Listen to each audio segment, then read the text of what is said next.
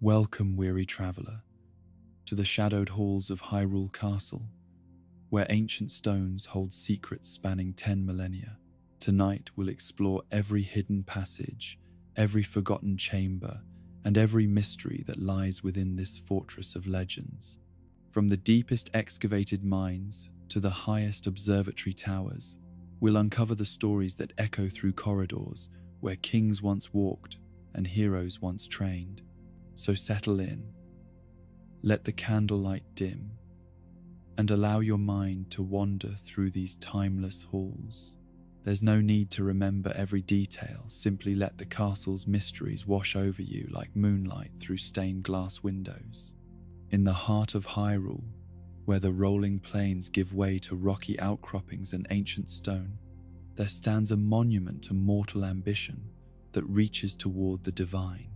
Hyrule Castle is not merely a building constructed by human hands, but something far more profound, a living fusion of natural wonder and architectural mastery that has grown from the very bones of the earth itself over the course of countless centuries.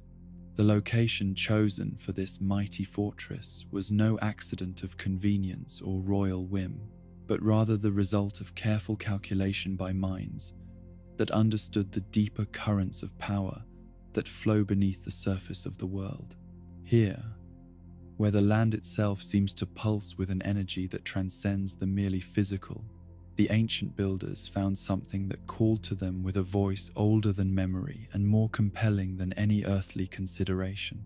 The rocky plateau upon which the castle rests is composed of a unique type of stone that seems to hold light within its very crystalline structure, a material that responds to the presence of sacred power in ways that ordinary rock never could. This is no coincidence, for the geological formations that surround the castle site are themselves the product of forces that operate beyond the normal laws of nature, shaped by energies that flow from deep within the earth to connect with the divine realm above. Long before the first Hylian king ever dreamed of building a castle on this spot, the plateau was recognized as a place of power by peoples whose names have been lost to the mists of time. The mysterious Zonai, that ancient tribe whose spiral-carved architecture can still be found in the most remote corners of Hyrule, were among the first to understand the significance of this location and to build structures that could channel and focus the natural energies that gathered here. Evidence of their presence can still be found in the deepest foundations of the modern castle, where carved stone blocks bearing their distinctive dragon motifs serve as cornerstones for walls that have stood since the dawn of recorded history. These ancient builders possessed an understanding of the relationship between physical space and spiritual energy that modern architects can only wonder at. Their constructions designed not merely to provide shelter or defense, but to serve as conduits for forces that exist beyond the material world. The Zonai understood, as their successors would also learn, that certain locations on the Earth's surface serve as natural gathering points for the divine power that flows through all creation. These places, scattered across Hyrule like stars in a constellation visible only to those with the wisdom to perceive it, are connected by invisible lines of force that form a network of sacred energy spanning the entire kingdom. Hyrule Castle sits at the very heart of this mystical web, positioned at the point where multiple ley lines of divine power converge and amplify each other in ways that create a concentration of sacred energy unlike anything found elsewhere in the known world. It is this unique positioning that explains why the royal bloodline, carriers of the goddess's own essence, have always felt drawn to this place with an attraction that goes beyond mere political convenience. The castle's foundation stones were laid with careful attention to the natural flow of these energies, each block positioned and oriented according to principles that blend engineering with mysticism in ways that create harmony between the constructed and the divine. The builders who raised these walls understood that they were not simply creating a fortress or a palace, but rather a kind of sacred machine designed to focus and amplify the spiritual power that flows through the royal bloodline. As the centuries passed and successive generations of rulers added to the original structure, the castle grew in ways that followed the natural contours of both the land and the invisible currents of power that shaped this place. New wings and towers were added, not according to some predetermined architectural plan, but in response to the organic development of the kingdom itself and the evolving needs of those who ruled it. Each addition was built with the same careful attention to sacred geometry and mystical alignment that had guided the original construction, creating a structure that is simultaneously practical and transcendent, serving the earthly needs of governance, while also functioning as a kind of antenna for divine communication. The result is a building that seems to exist partially outside normal space and time, its corridors and chambers designed according to principles that mere mortal architects could never fully comprehend. The integration of the castle with its rocky foundation is so complete that in many places it becomes impossible to determine where natural stone ends and human construction begins. Entire sections of the structure are carved directly from the living rock of the plateau, their walls and floors shaped from stone that has never known separation from the earth that birthed it. This technique, perfected by craftsmen whose skills were passed down through generations of master builders, creates spaces that feel both intimate and infinite, chambers that seem to echo with the very heartbeat of the earth itself. The library, carved partially into the cliff face that supports the castle's eastern wall, is perhaps the most striking example of this architectural philosophy. Its reading rooms extending deep into natural caverns that connect with underground waterways and hidden passages. The royal quarters, built into the highest reaches of the natural rock formation, offer views that span the entire kingdom while remaining perfectly integrated with the stone matrix that supports them. These private chambers, accessible only through passages that wind through the very heart of the cliff, provide both absolute security and a sense of mystical connection to the elemental forces that shape the world. The throne room itself, that magnificent space where the business of ruling the kingdom is conducted, represents the ultimate expression of this fusion between natural and constructed space. Its soaring ceiling follows the natural curve of the rock formation above it, while its walls are decorated with carvings that seem to flow directly from the patterns found in the stone itself. Here, surrounded by architecture that channels the very essence of divine authority, the kings and queens of Hyrule have held court for millennia, their words carrying the weight of both earthly power and spiritual mandate.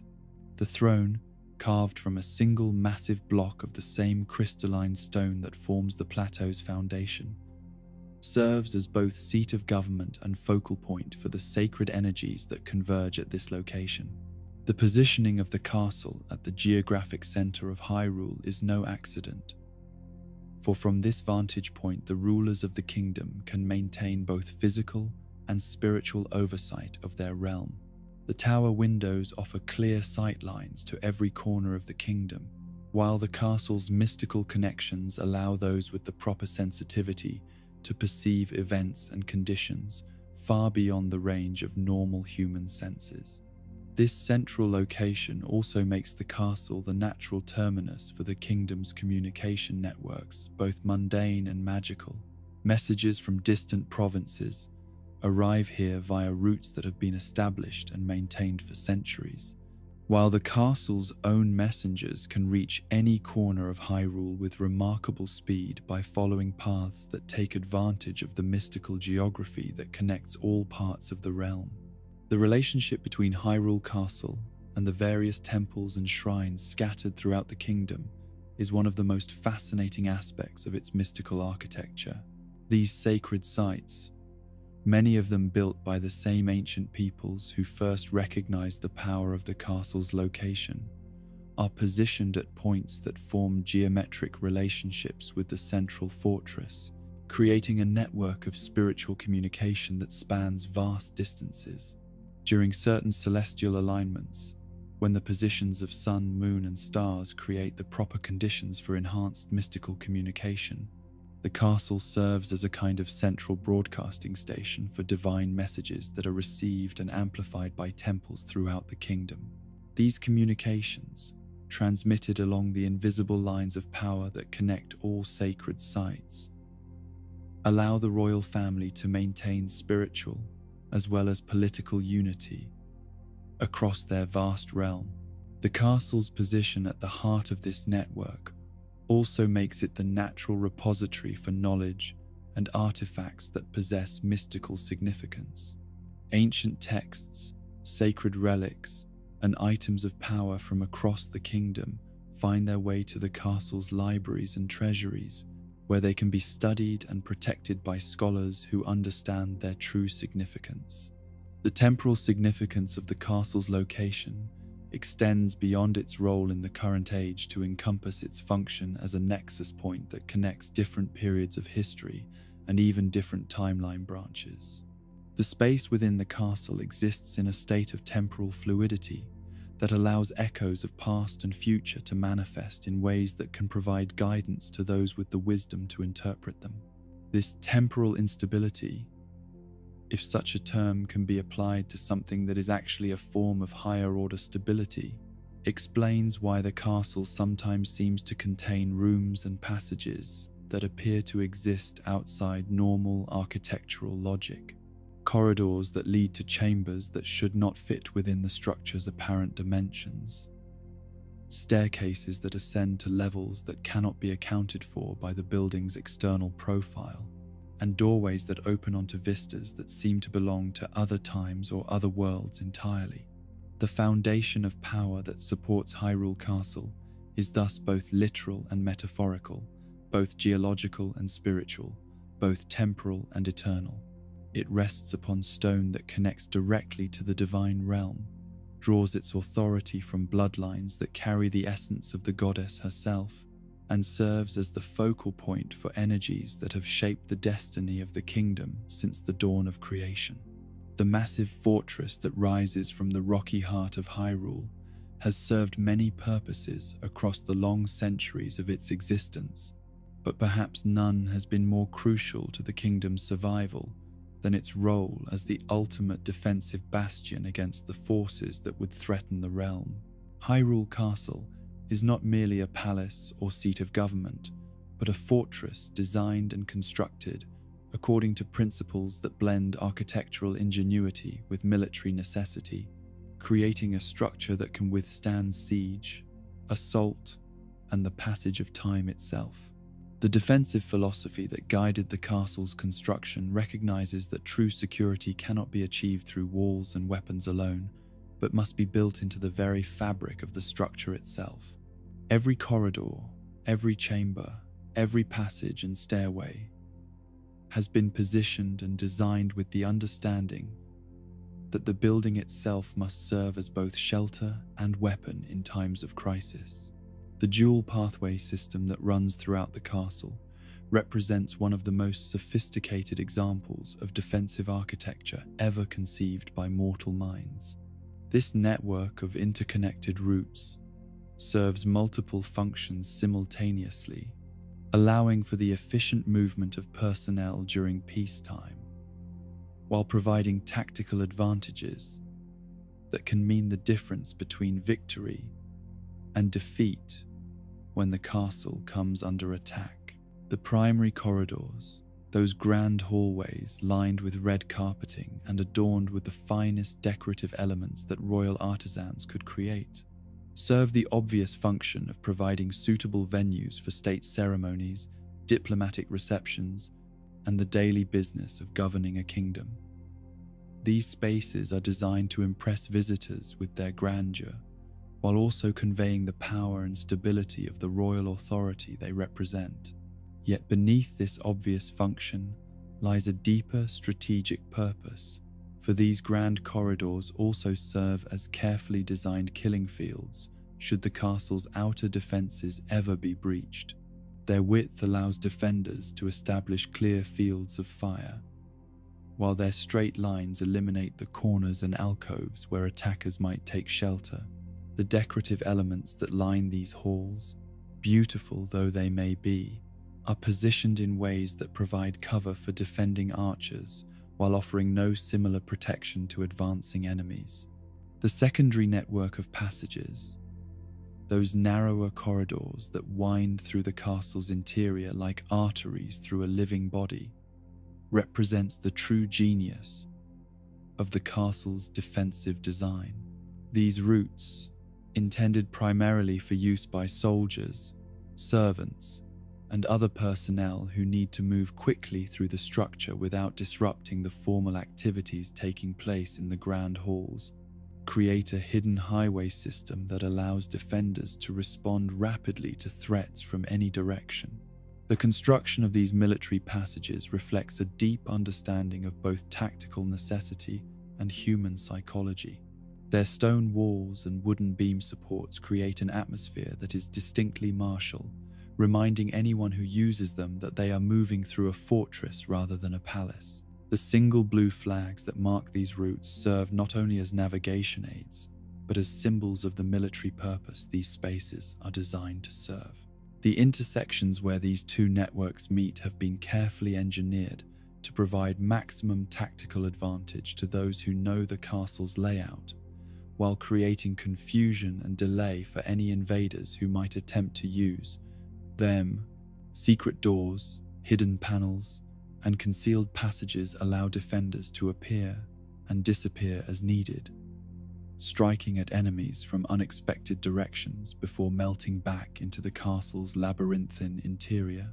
The vertical dimension of the castle's defensive system is equally sophisticated, with multiple levels connected by staircases and passages that can be sealed or defended as circumstances require.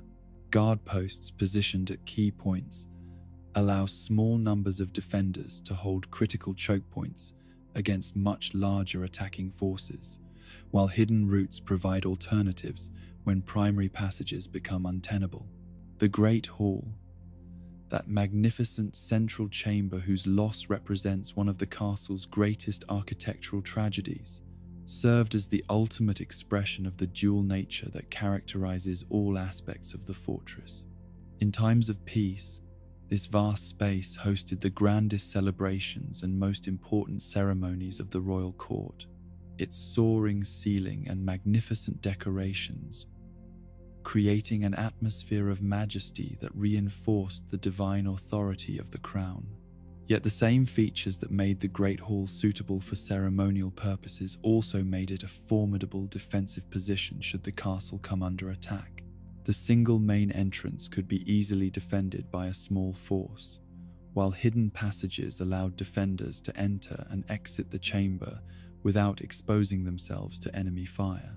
The raised dais where the throne sat provided both symbolic elevation for the monarch and practical advantage for archers who might need to command the entire hall during a siege. The current inaccessibility of the Great Hall, blocked as it is by rubble and debris from the castle's recent troubles, prevents direct exploration of this crucial space. Yet careful analysis of the castle's architectural patterns and the positioning of the blocked passages that once led to it suggests that this chamber occupied a central position that connected virtually every major section of the fortress. 3 separate tunnels, now sealed by collapsed stone and twisted metal, once provided access to the Great Hall from different parts of the castle.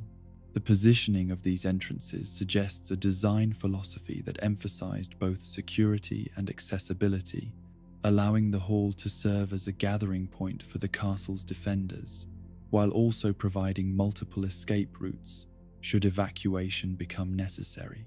The reception room, with its blocked passage leading toward what must have been the Great Hall, offers tantalizing glimpses of the grandeur that once characterized this lost space. The architectural details visible in the surviving sections suggest craftsmanship of the highest order, with every element designed to create an impression of both beauty and strength. The observation room, connected to the reception area through a doorway that remains accessible despite the damage elsewhere, provides insights into how the castle's inhabitants once monitored activities throughout the structure. The positioning of windows and viewing ports in this chamber allows surveillance of both the interior courtyard and several of the main approach routes, demonstrating the careful attention to security that influenced every aspect of the castle's design. The water pump room, located directly beneath what was once Princess Zelda's private tower, represents another crucial element of the castle's defensive infrastructure. The ability to maintain fresh water supplies during a siege has historically been one of the most important factors in determining whether a fortress can withstand a prolonged attack, and the engineers who designed this system clearly understood its strategic importance. The pumping mechanisms themselves, though damaged by the passage of time and the recent calamities that have befallen the castle, still demonstrate the sophisticated understanding of hydraulic engineering that characterized the ancient builders. These devices were capable of drawing water from deep underground sources and distributing it throughout the castle via a network of pipes and channels that reached every major section of the structure. The connection between the water pump room and the main halls demonstrates how even the most utilitarian aspects of the castle's infrastructure were integrated into its defensive scheme. The passages that allowed maintenance personnel to service the pumping equipment also provided alternative routes that could be used by defenders during times of crisis. The lockup, that grim chamber where the castle's most dangerous prisoners were once held, serves as a stark reminder that even the most magnificent fortress must sometimes deal with threats that arise from within as well as from without. The design of this space reflects a careful balance between the need for absolute security and the practical requirements of managing dangerous individuals. The chains that still hang from the ceiling and lie scattered across the floor tell a story that extends beyond simple imprisonment to encompass the castle's role as a training ground for the kingdom's military elite. The stone tablet found within this chamber suggests that the lockup served a dual purpose, functioning both as a prison and as an arena where prospective knights could prove their courage and skill by facing captured monsters in single combat. The presence of a Stalnox in this chamber during the castle's recent troubles provides compelling evidence for this theory. The creature's undead nature suggests that it was once a living Hinox that had been captured and restrained for use in these trials. The chains found throughout the room would have been necessary to control such a powerful beast, while the tablet's inscriptions likely contained instructions for the combat trials that took place here. The reward for successfully completing these trials was typically a Hylian shield, one of the finest pieces of protective equipment that the kingdom's smiths could produce. The significance of this reward goes beyond its practical value to encompass its symbolic meaning as a mark of membership in the elite ranks of the Royal Guard. Only those who had proven their courage by facing a monster in single combat while armed only with basic weapons were considered worthy to carry the shield that bore the royal crest. The training philosophy embodied by these trials reflects a deep understanding of the psychological factors that determine success or failure in actual combat.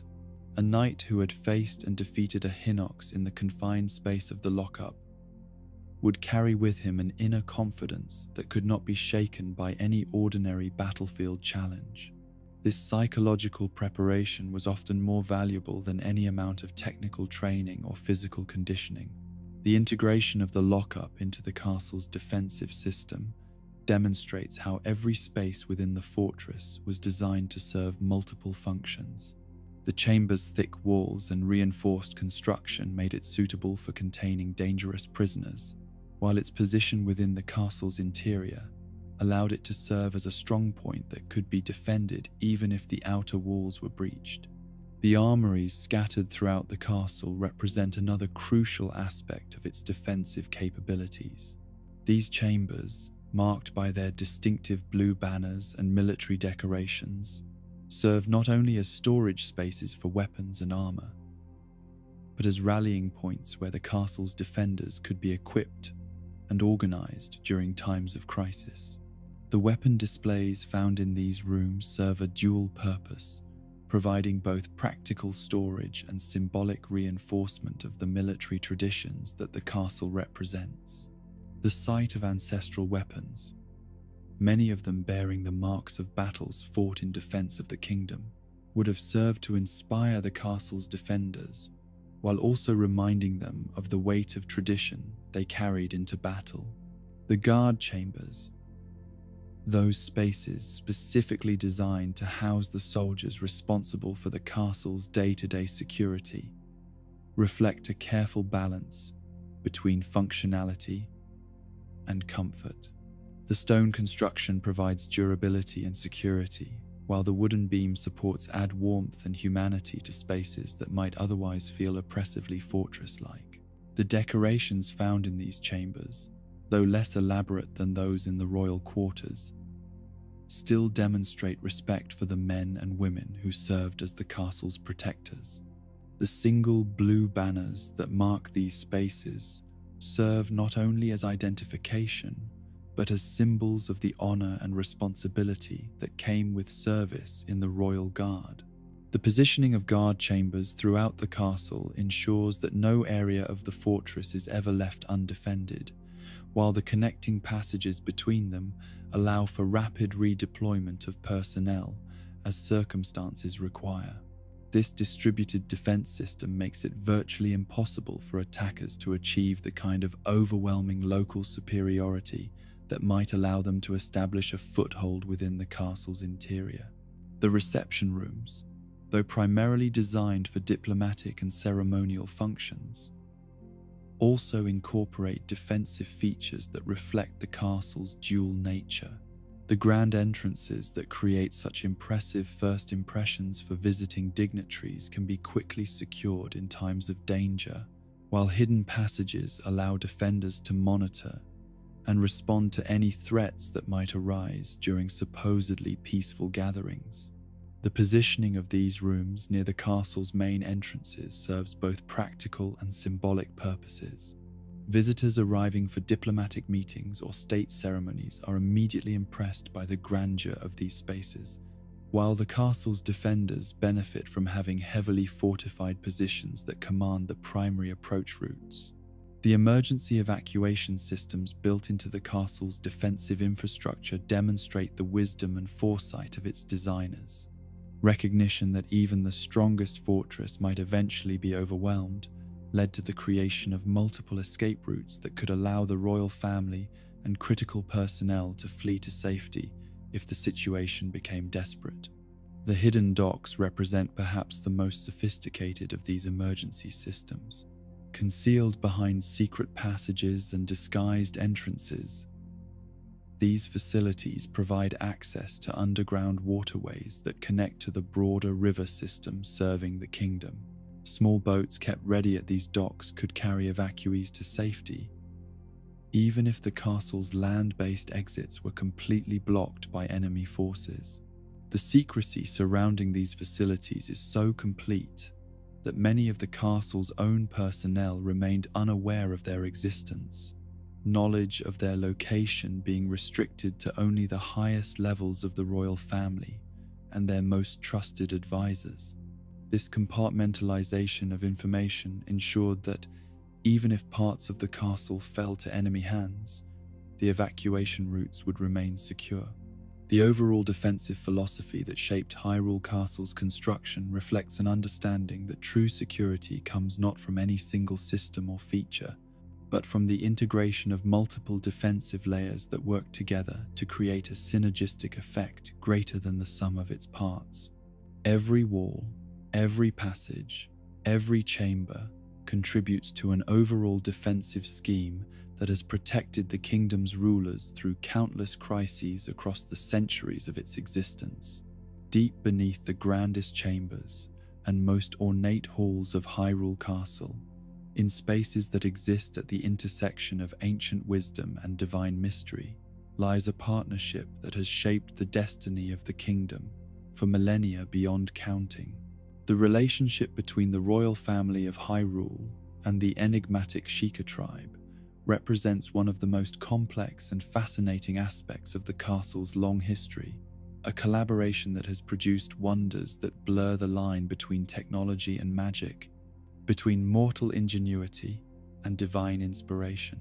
The origins of this partnership stretch back to the very founding of the kingdom itself, when the first kings and queens of Hyrule recognized in the shadow folk qualities that complemented their own divine mandate to rule, where the royal bloodline carried within it the essence of the goddess Hylia and the sacred power to command the forces of light. The Sheikah possessed knowledge and abilities that allowed them to give physical form to divine will through creations that seemed to transcend the normal limitations of mortal craft. This symbiotic relationship was never one of mere convenience or political alliance, but rather represented a fusion of complementary gifts that created possibilities neither group could have achieved alone.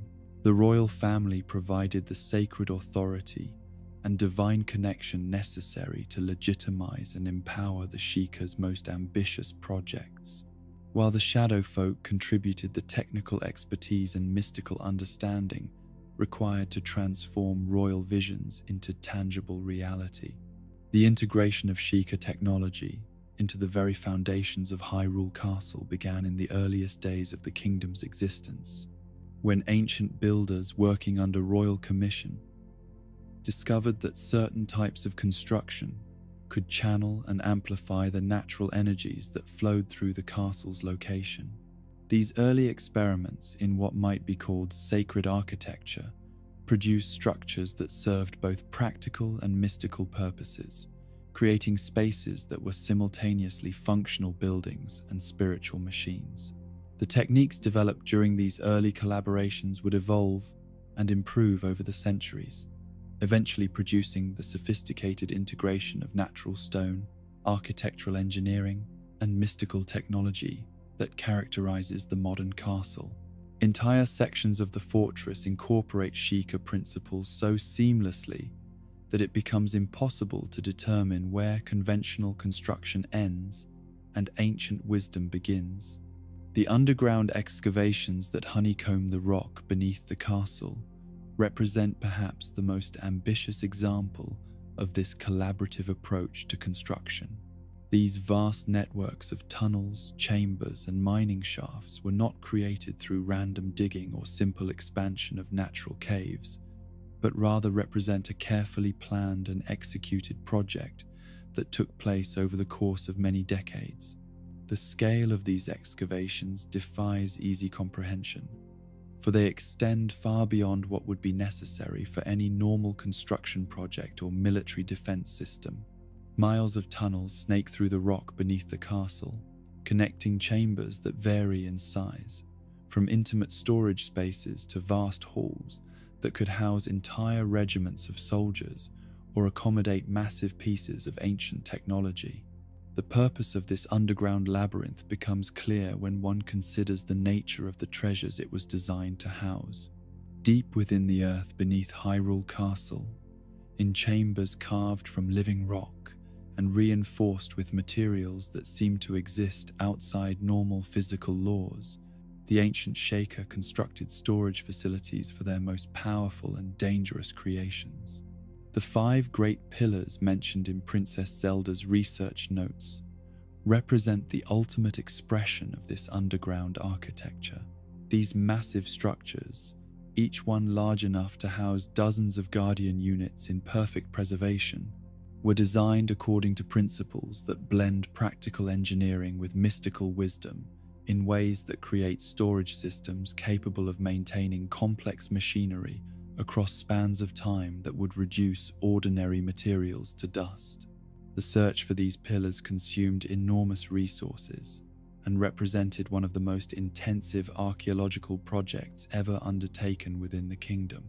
Teams of researchers, engineers, and laborers worked for years to map the underground networks beneath the castle, following clues found in ancient texts and architectural details that suggested the locations where such massive structures might be hidden.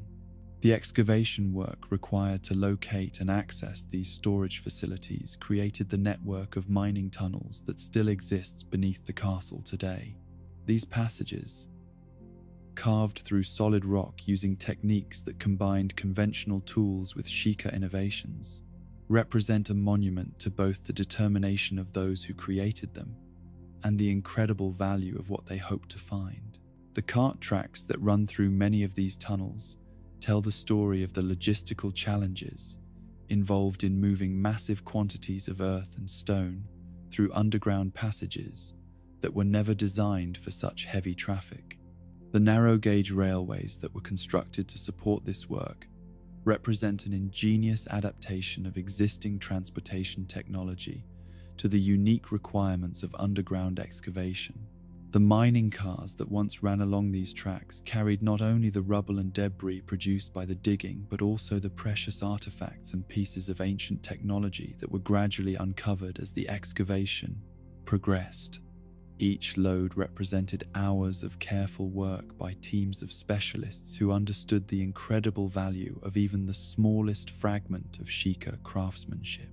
The discovery of Guardian units during this excavation process provided both validation of the project's importance and confirmation that the ancient storage systems had indeed preserved their contents across the vast spans of time since their original construction. These mechanical warriors, found in various states of preservation and completeness, offered unprecedented opportunities to study and understand the principles that had guided their creation.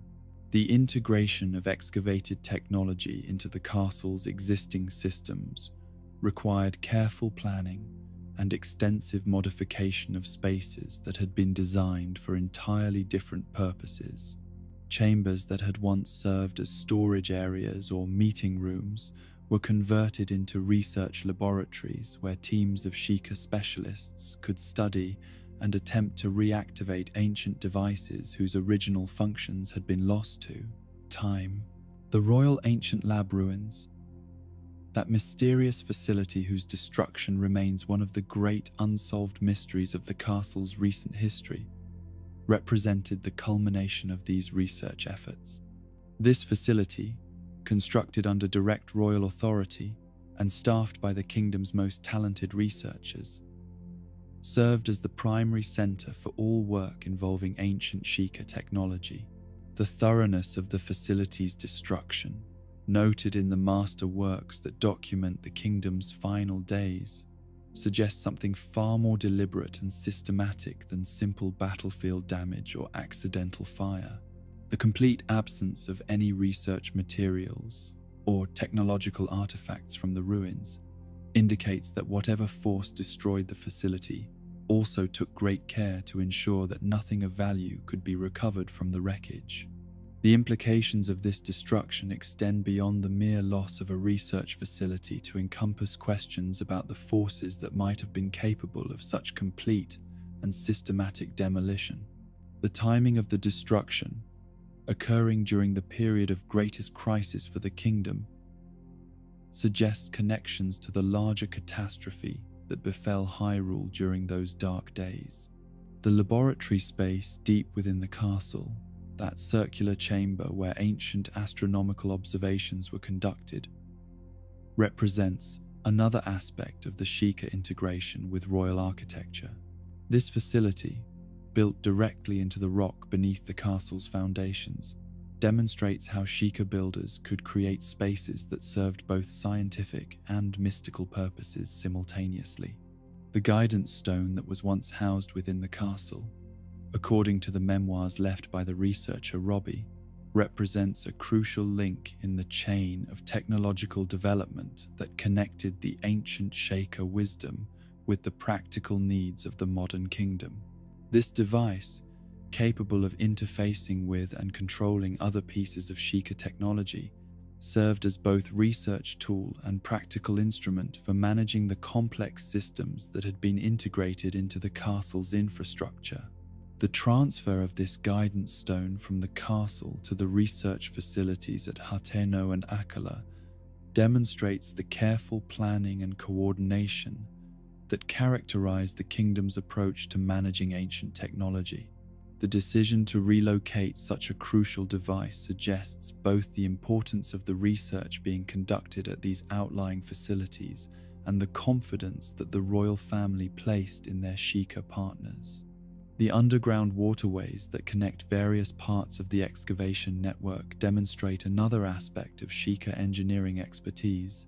These channels, carved through solid rock and lined with materials that prevent erosion and contamination, provide both practical drainage for the mining operations and emergency transportation routes that could be used during times of crisis.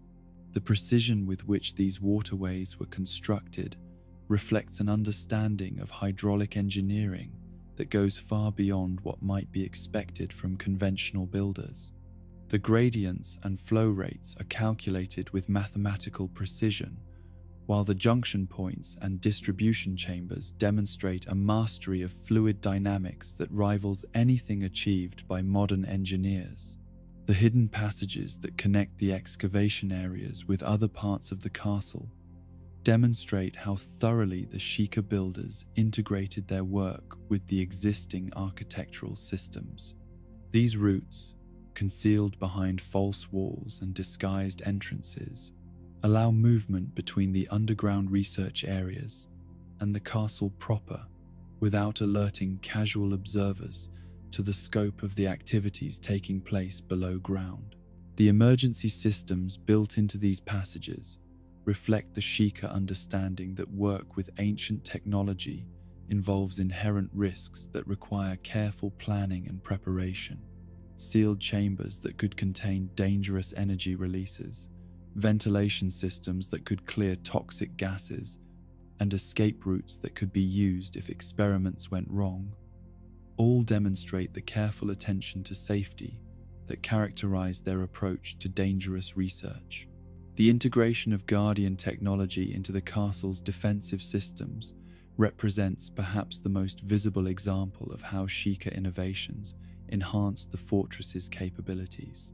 These mechanical sentries, positioned throughout the castle's corridors and courtyards, provided a level of security that no conventional guard force could match. Their tireless vigilance and perfect coordination creating an impenetrable network of protection. The command systems that controlled these Guardian units were built directly into the castle's infrastructure, with control nodes hidden in locations that could be accessed by authorized personnel while remaining completely invisible to potential enemies. The sophistication of these control systems allowed for both individual unit management and coordinated group actions that could respond to threats with speed and precision that human defenders could never achieve. The power distribution network that supported all of these technological systems represents another marvel of Sheikah engineering. These conduits, running through spaces carved specifically to house them, carried energy from central generation points to devices throughout the castle complex. The materials used in these power lines demonstrate properties that seem to transcend normal physical limitations, conducting energy without loss over distances that would render conventional electrical systems completely impractical. The maintenance systems built into all of these installations demonstrate the Sheikah understanding that even the most sophisticated technology requires ongoing care and attention to maintain peak performance. Hidden access panels, diagnostic ports, and service passages built into every major system allowed skilled technicians to monitor performance and make repairs without disrupting the normal operations of the castle. The training programs developed to teach castle personnel how to work with and maintain Sheikah technology represent another aspect of the partnership between the royal family and the shadow folk.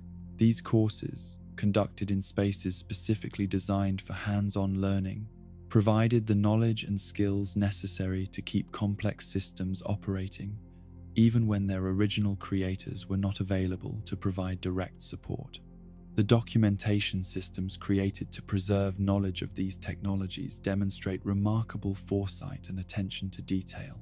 Technical manuals, operational procedures, and maintenance schedules were all recorded in multiple formats and stored in locations throughout the castle, ensuring that crucial information would remain available, even if primary storage areas were damaged or destroyed.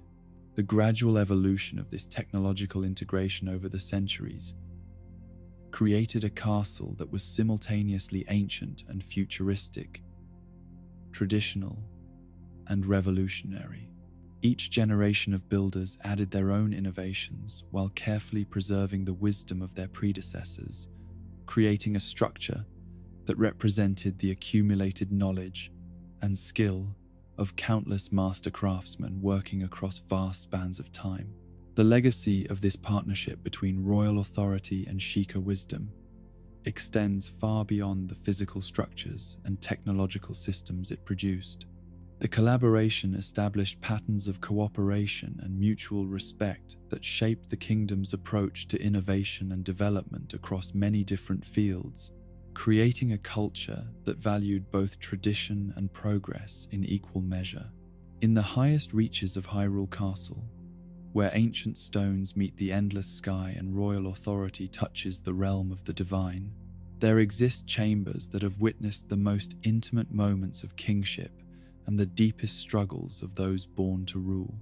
These private spaces, carved from living rock and adorned with treasures accumulated across centuries of royal patronage, tell stories that go beyond the public pageantry of court life, to reveal the human hearts that beat within the crowns and scepters of absolute power. The tower that bears Princess Zelda's name stands as perhaps the most poignant monument to both the privileges and burdens that come with royal blood, rising from the castle's eastern wall like a finger pointed toward the heavens. This slender spire represents more than mere architectural ambition. It embodies the aspirations and struggles of a young woman who carried within her the weight of both ancient prophecy and modern expectation.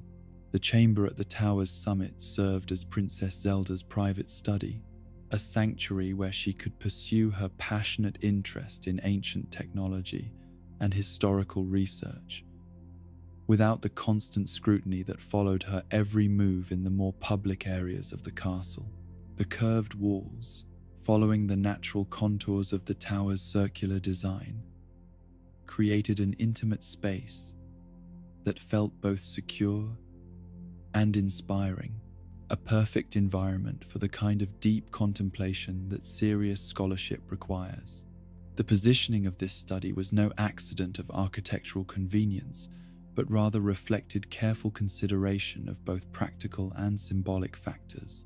The tower's height provided views that encompassed the entire kingdom, allowing the princess to maintain visual connection with the realm she was destined to protect, while its elevation above the castle's main structures created a sense of separation from the mundane concerns of daily governance.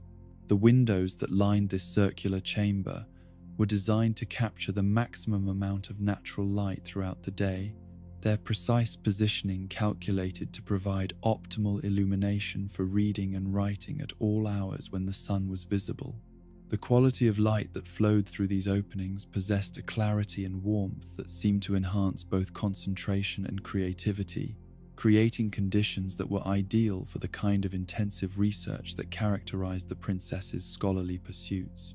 The furnishings within this private study reflected both the princess's intellectual interests and her royal status, combining functional elements necessary for serious research with decorative touches that reminded visitors of the exalted position of the room's occupant. Ancient texts bound in leather and metal shared shelf space with delicate instruments of measurement and observation, while maps of the kingdom's most remote regions lay spread across tables alongside detailed drawings of Sheikah technology. The collection of books and manuscripts housed within this study represented one of the most comprehensive private libraries ever assembled, containing not only the standard historical chronicles and philosophical treatises that one might expect to find in any royal collection, but also technical manuals, field guides, and experimental notes that reflected Princess Zelda's particular fascination with the practical applications of ancient wisdom. Many of these volumes contained annotations in the princess's own handwriting, marginal comments and observations that revealed both the breadth of her knowledge and the intensity of her engagement with the material she studied. These personal additions to ancient texts create a kind of scholarly dialogue across the centuries, as the princess's modern insights respond to and build upon the wisdom preserved by long-dead authors. The research materials scattered throughout the study tell the story of a young woman struggling to understand powers that seem to exist just beyond her reach. Tables covered with charts and diagrams attempting to map the relationship between divine authority and technological capability demonstrate the systematic approach that Princess Zelda brought to even the most mystical aspects of her inherited responsibilities. The instruments of experimentation found within this chamber range from simple measuring devices to complex apparatus that seem to blur the line between scientific equipment and mystical artifacts. These tools, many of them created by Sheikah craftsmen working to the princess's specific requirements, represent attempts to quantify and understand phenomena that had traditionally been approached through faith and intuition alone. The personal quarters associated with Princess Zelda's tower provided the private living space that even royalty requires for rest and personal reflection. These rooms, though smaller and more intimate than the grand chambers used for state functions, were appointed with every comfort that royal status could command, creating an environment that balanced the need for privacy with the requirements of dignified living. The bedroom within these private quarters featured furniture crafted by the kingdom's finest artisans, each piece designed to reflect both comfort and status through materials and workmanship of the highest quality. The bed itself, constructed from rare woods and adorned with fabrics woven from threads that seemed to capture and hold light within their fibers, provided not only physical comfort, but also a sense of security and belonging that was essential for peaceful rest. The personal effects found throughout these chambers reveal aspects of Princess Zelda's character that were rarely visible in her public appearances. Books of poetry and collections of pressed flowers demonstrate interests that extended beyond her scholarly pursuits, while musical instruments and art supplies suggest creative talents that found expression in the privacy of her personal space. The wardrobe housed within these quarters contained not only the elaborate ceremonial garments required for state occasions, but also simpler clothing that reflected the princess's preference for practical attire when engaged in her research activities. The contrast between these different types of clothing illustrates the complex nature of royal existence, where public duty and personal inclination must be carefully balanced. The Royal Library represents one of the castle's most magnificent achievements, a repository of knowledge that rivals any collection assembled by mortal hands. The vast halls that house this accumulation of wisdom extend deep into the rocky foundations of the castle, their stone walls lined with shelves that reach toward vaulted ceilings lost in shadows that seem to hold their own mysteries. The organization of this immense collection follows principles that blend practical accessibility with symbolic meaning, creating a system where the physical arrangement of books reflects the intellectual relationships between different fields of knowledge. Ancient histories share sections with modern chronicles, while technical manuals are positioned alongside philosophical treatises that explore the deeper meanings behind practical applications.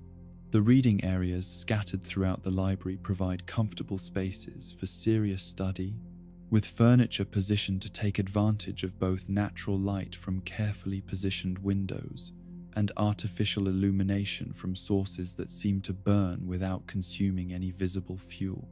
These spaces create environments that encourage deep contemplation and sustained concentration, allowing scholars to lose themselves in their studies for hours at a time. The special collections housed within the library's most secure sections contain materials that are considered too dangerous or valuable to be made available for general access. Ancient spellbooks whose pages seem to whisper when opened, maps of regions that may no longer exist, and technical diagrams for devices whose purposes have been forgotten all require careful handling and restricted access. The hidden passages that connect the library to other parts of the castle demonstrate the importance that royal planners placed on protecting and preserving this accumulation of knowledge. Secret doorways concealed behind false bookshelves provide emergency access routes that could be used to evacuate precious materials or allow scholars to continue their work, even if the main library entrances were blocked or compromised. The bookcase that conceals the passage to the hidden docks represents perhaps the most sophisticated example of this concealment technology. The mechanism that allows an entire section of shelving to swing aside while maintaining the appearance of a normal library wall demonstrates engineering skills that rival any achievement of the ancient Sheikah, creating security systems that protect crucial evacuation routes without betraying their existence to casual observers. The king's study, that private chamber where the monarch conducted the most sensitive business of governing the kingdom, reflects the weight of responsibility that comes with absolute authority. Unlike the public throne room, where ceremonial occasions required elaborate display and formal protocol, this intimate space was designed for the kind of quiet contemplation and careful decision-making that effective leadership demands. The furnishings within this study were chosen for their combination of comfort and functionality, creating an environment where the king could spend long hours reviewing reports, consulting with advisors, and wrestling with the complex problems that arise when governing a realm as diverse and far-flung as Hyrule. The massive desk that dominates the room bears the marks of countless royal decisions, its surface scarred by the weight of documents and the pressure of difficult choices. The maps that covered the walls of this chamber were not mere decorations, but working documents that were constantly updated to reflect changing conditions throughout the kingdom. Pins and markers indicated the locations of military units, trade routes, diplomatic missions, and potential threats, creating a visual representation of the complex web of relationships and responsibilities that define royal authority. The private communications received within this study included not only official reports from governors and military commanders, but also personal letters from family members, informal observations from trusted friends, and intelligence gathered by networks of agents whose existence was known only to the king himself. The synthesis of all this information into coherent policy and effective action represents one of the most challenging aspects of royal responsibility. The secure storage areas within the study housed documents that were too sensitive to be kept in the castle's general archives. Treaties whose terms might affect the kingdom's relationships with foreign powers, contingency plans for various crisis scenarios, and personal correspondence with individuals whose identities must be protected all required the highest levels of security and confidentiality. The reception rooms that served the castle's diplomatic functions represent the intersection between private royal life and public state business. These spaces, designed to impress visiting dignitaries while also providing suitable venues for serious negotiation, demonstrate the careful balance between grandeur and functionality that characterizes the finest examples of royal architecture. The furniture within these reception areas was arranged according to protocols that had been refined over centuries of diplomatic experience, creating seating arrangements that conveyed appropriate respect for visiting dignitaries, while also ensuring that the king and his advisors maintained positions of both symbolic and practical advantage during negotiations. The decorative elements found throughout these chambers were chosen not merely for their beauty, but also for their ability to communicate messages about the kingdom's power, wealth, and cultural sophistication. Tapestries depicting great victories, sculptures created by the realm's finest artists, and displays of precious objects from across the known world all serve to reinforce the impression of a kingdom that was both powerful and civilized. The service areas associated with these reception chambers provided the behind-the-scenes support necessary for effective diplomatic entertainment. Kitchens capable of preparing elaborate banquets, storage areas for fine china and silver, and staff quarters for the servants who managed these complex operations all contributed to the smooth functioning of royal hospitality. The private dining halls where the royal family took their meals away from the formal requirements of state banquets represent some of the most intimate spaces within the entire castle complex. These rooms, though smaller than the grand halls used for ceremonial occasions, were appointed with every luxury that royal status could command, while also creating environments that encouraged relaxed conversation and family bonding. The design of these spaces reflects an understanding that even royalty requires private time away from the constant demands of public duty. The comfortable seating arrangements, warm lighting, and carefully chosen decorations all contribute to atmospheres that encourage the kind of personal interaction that strengthens family relationships and provides emotional support for individuals carrying enormous public responsibilities. The kitchens that served these private dining areas were equipped with the finest cooking equipment available and staffed by chefs whose skills were legendary throughout the kingdom. The ability to provide meals that satisfied both nutritional needs and refined tastes represents another aspect of the complex support systems that make royal life possible. The royal quarters, those most private chambers where the king and queen retired from all public responsibilities, represent the ultimate sanctuary within a castle that was simultaneously home and seat of government. These rooms, positioned in the most secure sections of the castle and protected by multiple layers of guards and defensive systems, provided the privacy and security that royal families require for rest and personal renewal. The bedchambers within these quarters featured every comfort that royal status could command, from furniture crafted by master artisans to fabrics woven from materials so fine they seemed to capture starlight within their threads. The beds themselves, constructed according to specifications that balanced comfort with the symbolic requirements of royal dignity, provided not only physical rest but also psychological sanctuary from the constant pressures of public life.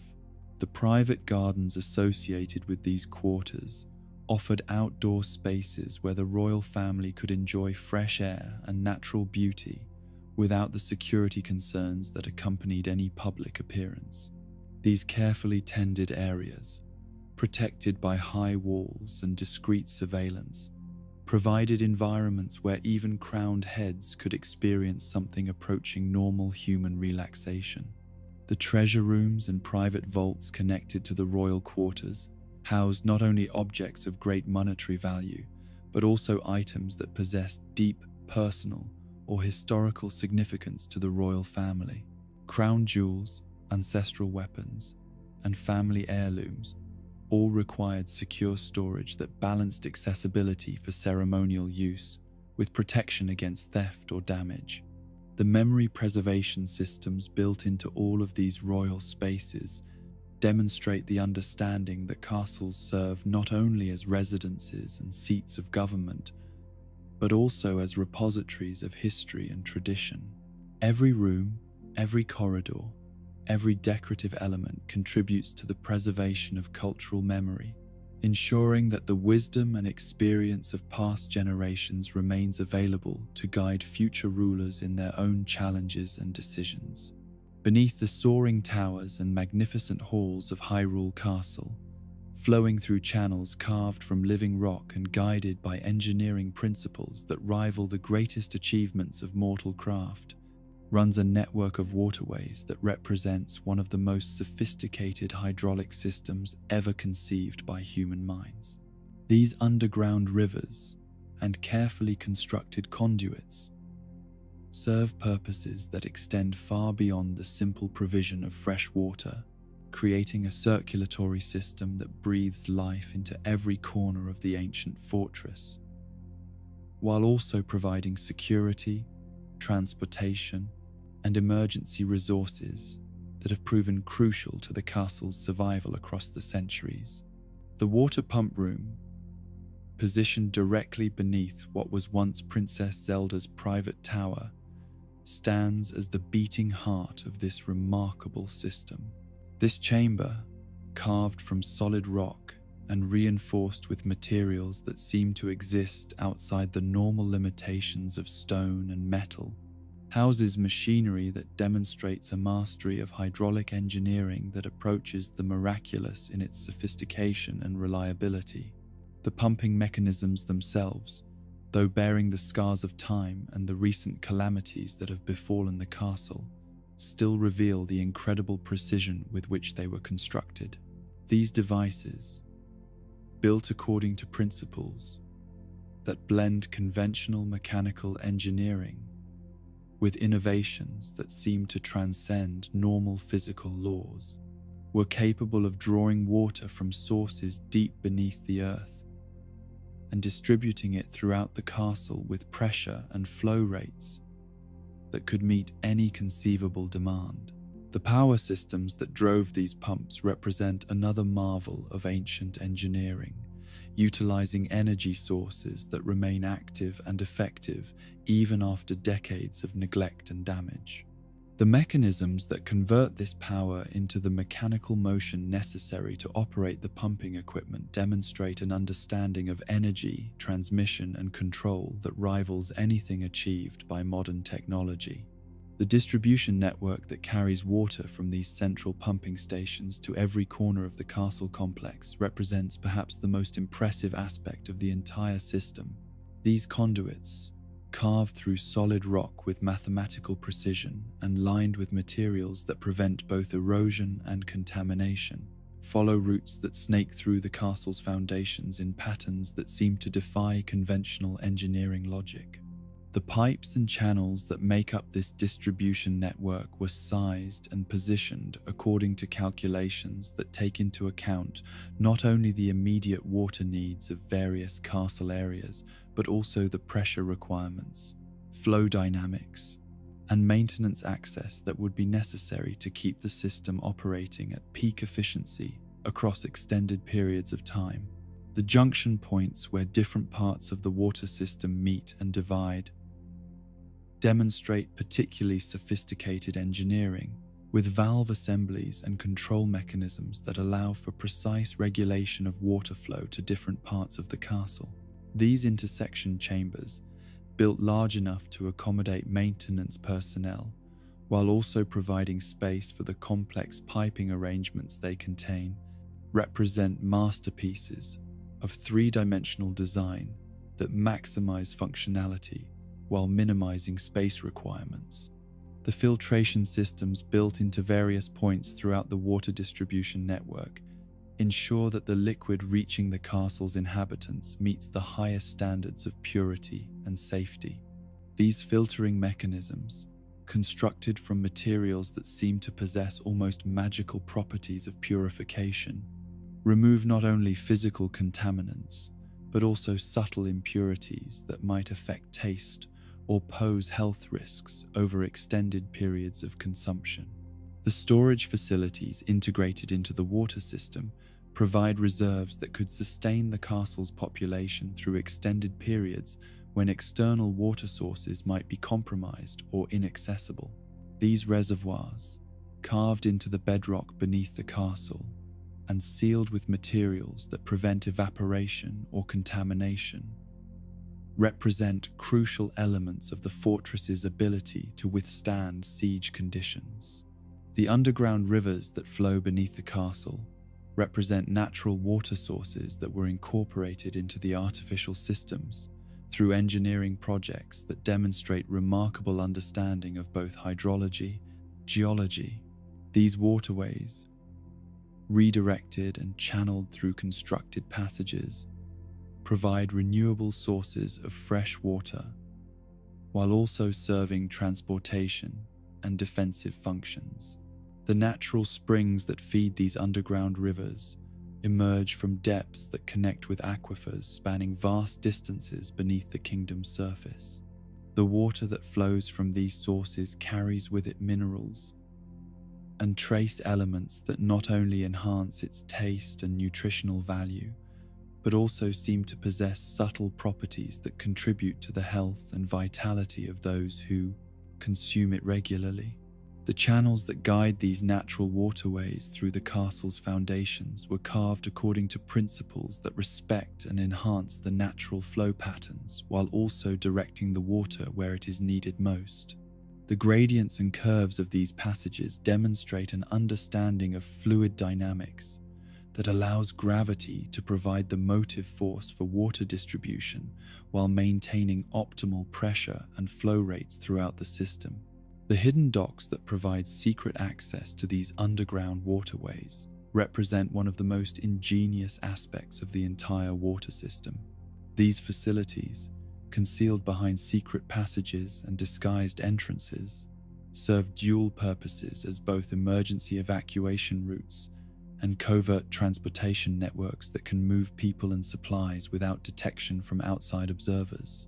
The dock facilities themselves were constructed with the same attention to detail and quality of materials that characterizes all aspects of the castle's infrastructure. The stone quays and wooden dock structures were built to withstand the constant presence of water while providing stable platforms for small boats and watercraft that could navigate the underground channels.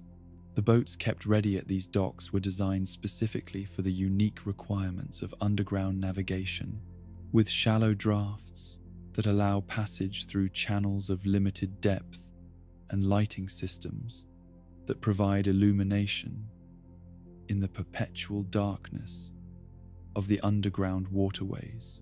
These vessels represent specialized adaptations of conventional boat designs, modified to operate in conditions that ordinary watercraft could never handle. The navigation systems developed for use in these underground waterways include both physical markers and written charts that allow even inexperienced operators to find their way through the complex network of channels and passages. These guidance systems, maintained and updated by personnel who had dedicated their lives to mastering the underground routes, ensured that emergency evacuations could be conducted safely even under the most stressful conditions. The security measures built into the dock facilities reflect the understanding that these installations represent potential vulnerabilities that could be exploited by enemies who discovered their existence. Hidden barriers that could seal off access to the underground waterways, along with defensive positions that could be manned by guards if necessary, provided protection against unauthorized intrusion, while maintaining the secrecy that made these facilities effective. The maintenance tunnels that provide access to various parts of the water system represent another crucial aspect of the overall design. These passages, large enough to accommodate workers and their equipment, while remaining hidden from casual observation, allow for regular inspection and repair of the complex machinery and piping that keeps the system operational. The service areas associated with these maintenance tunnels contain workshops and storage facilities where spare parts and repair materials are kept ready for use when needed. These spaces, equipped with tools and equipment specifically designed for working in the confined spaces and challenging conditions of the underground systems, represent dedicated infrastructure for maintaining the castle's most vital services. The drainage systems that handle wastewater and storm runoff represent another aspect of the castle's hydraulic engineering that demonstrates remarkable sophistication and foresight. These networks, separate from but coordinated with the fresh water systems, ensure that the castle remains sanitary and comfortable, even during periods of heavy rainfall or other conditions that might overwhelm simpler drainage arrangements. The treatment facilities that process wastewater before it is discharged into the natural waterways demonstrate an early understanding of environmental responsibility and public health principles. These systems, though built according to ancient techniques, achieve levels of water purification that rival anything accomplished by modern technology. The flood control systems built into the castle's water management infrastructure provide protection against the kind of catastrophic water damage that could result from extreme weather events or system failures. These emergency measures, including overflow channels and pressure relief systems, demonstrate planning that anticipated challenges that might not arise for decades or centuries after the systems were originally constructed. The integration of the water systems with other aspects of the castle's infrastructure demonstrates the holistic approach that characterized ancient engineering projects. The coordination between water distribution and heating systems, the relationship between drainage and defensive fortifications, and the connection between underground waterways and communication networks all reflect planning that considered every aspect of castle operations as part of a unified whole. The emergency protocols developed for the water systems include procedures for maintaining operations during sieges, natural disasters, and other crisis situations. These contingency plans, documented in manuals that were updated regularly and stored in multiple secure locations, ensured that the castle's water supply could be maintained even under the most challenging circumstances. The quality control measures built into every aspect of the water systems reflect the understanding that contaminated or inadequate water supplies could prove more dangerous to the castle's inhabitants than any external enemy. Regular testing procedures, backup systems for critical functions, and redundant safety measures all contribute to reliability that has kept the systems operational across centuries of use. The training programs developed for personnel responsible for operating and maintaining these complex systems demonstrate the recognition that sophisticated technology requires knowledgeable operators to achieve its full potential. These educational initiatives, conducted in dedicated training facilities within the castle, produced generations of skilled technicians who could keep the water systems operating at peak efficiency. The innovations and improvements made to the water systems over the centuries reflect the ongoing commitment to maintaining and enhancing the castle's capabilities. Each generation of engineers and technicians added their own refinements and improvements while carefully preserving the wisdom embodied in the original design, creating systems that evolved and improved while maintaining their essential character and reliability. The relationship between the castle's water systems and the broader hydrological patterns of the kingdom demonstrates understanding that effective water management must consider regional as well as local factors. The integration of castle systems with natural watersheds and the coordination with water management projects throughout the kingdom reflect planning that considered the fortress as part of a larger environmental and engineering context. The legacy of these remarkable water systems extends far beyond their immediate practical function to encompass their role as monuments to human ingenuity and examples of what can be achieved when skilled craftsmen work with unlimited resources and generous time allowances. The principles embodied in their design and construction continue to influence engineering projects throughout the kingdom, ensuring that the wisdom of their creators remains a living part of Hyrule's technical heritage.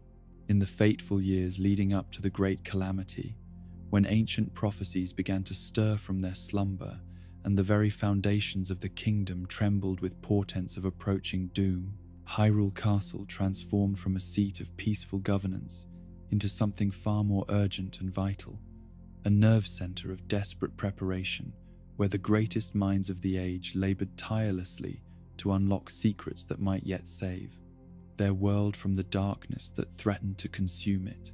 The castle's role as the primary research hub for all matters relating to ancient Sheikah technology had evolved gradually over the decades.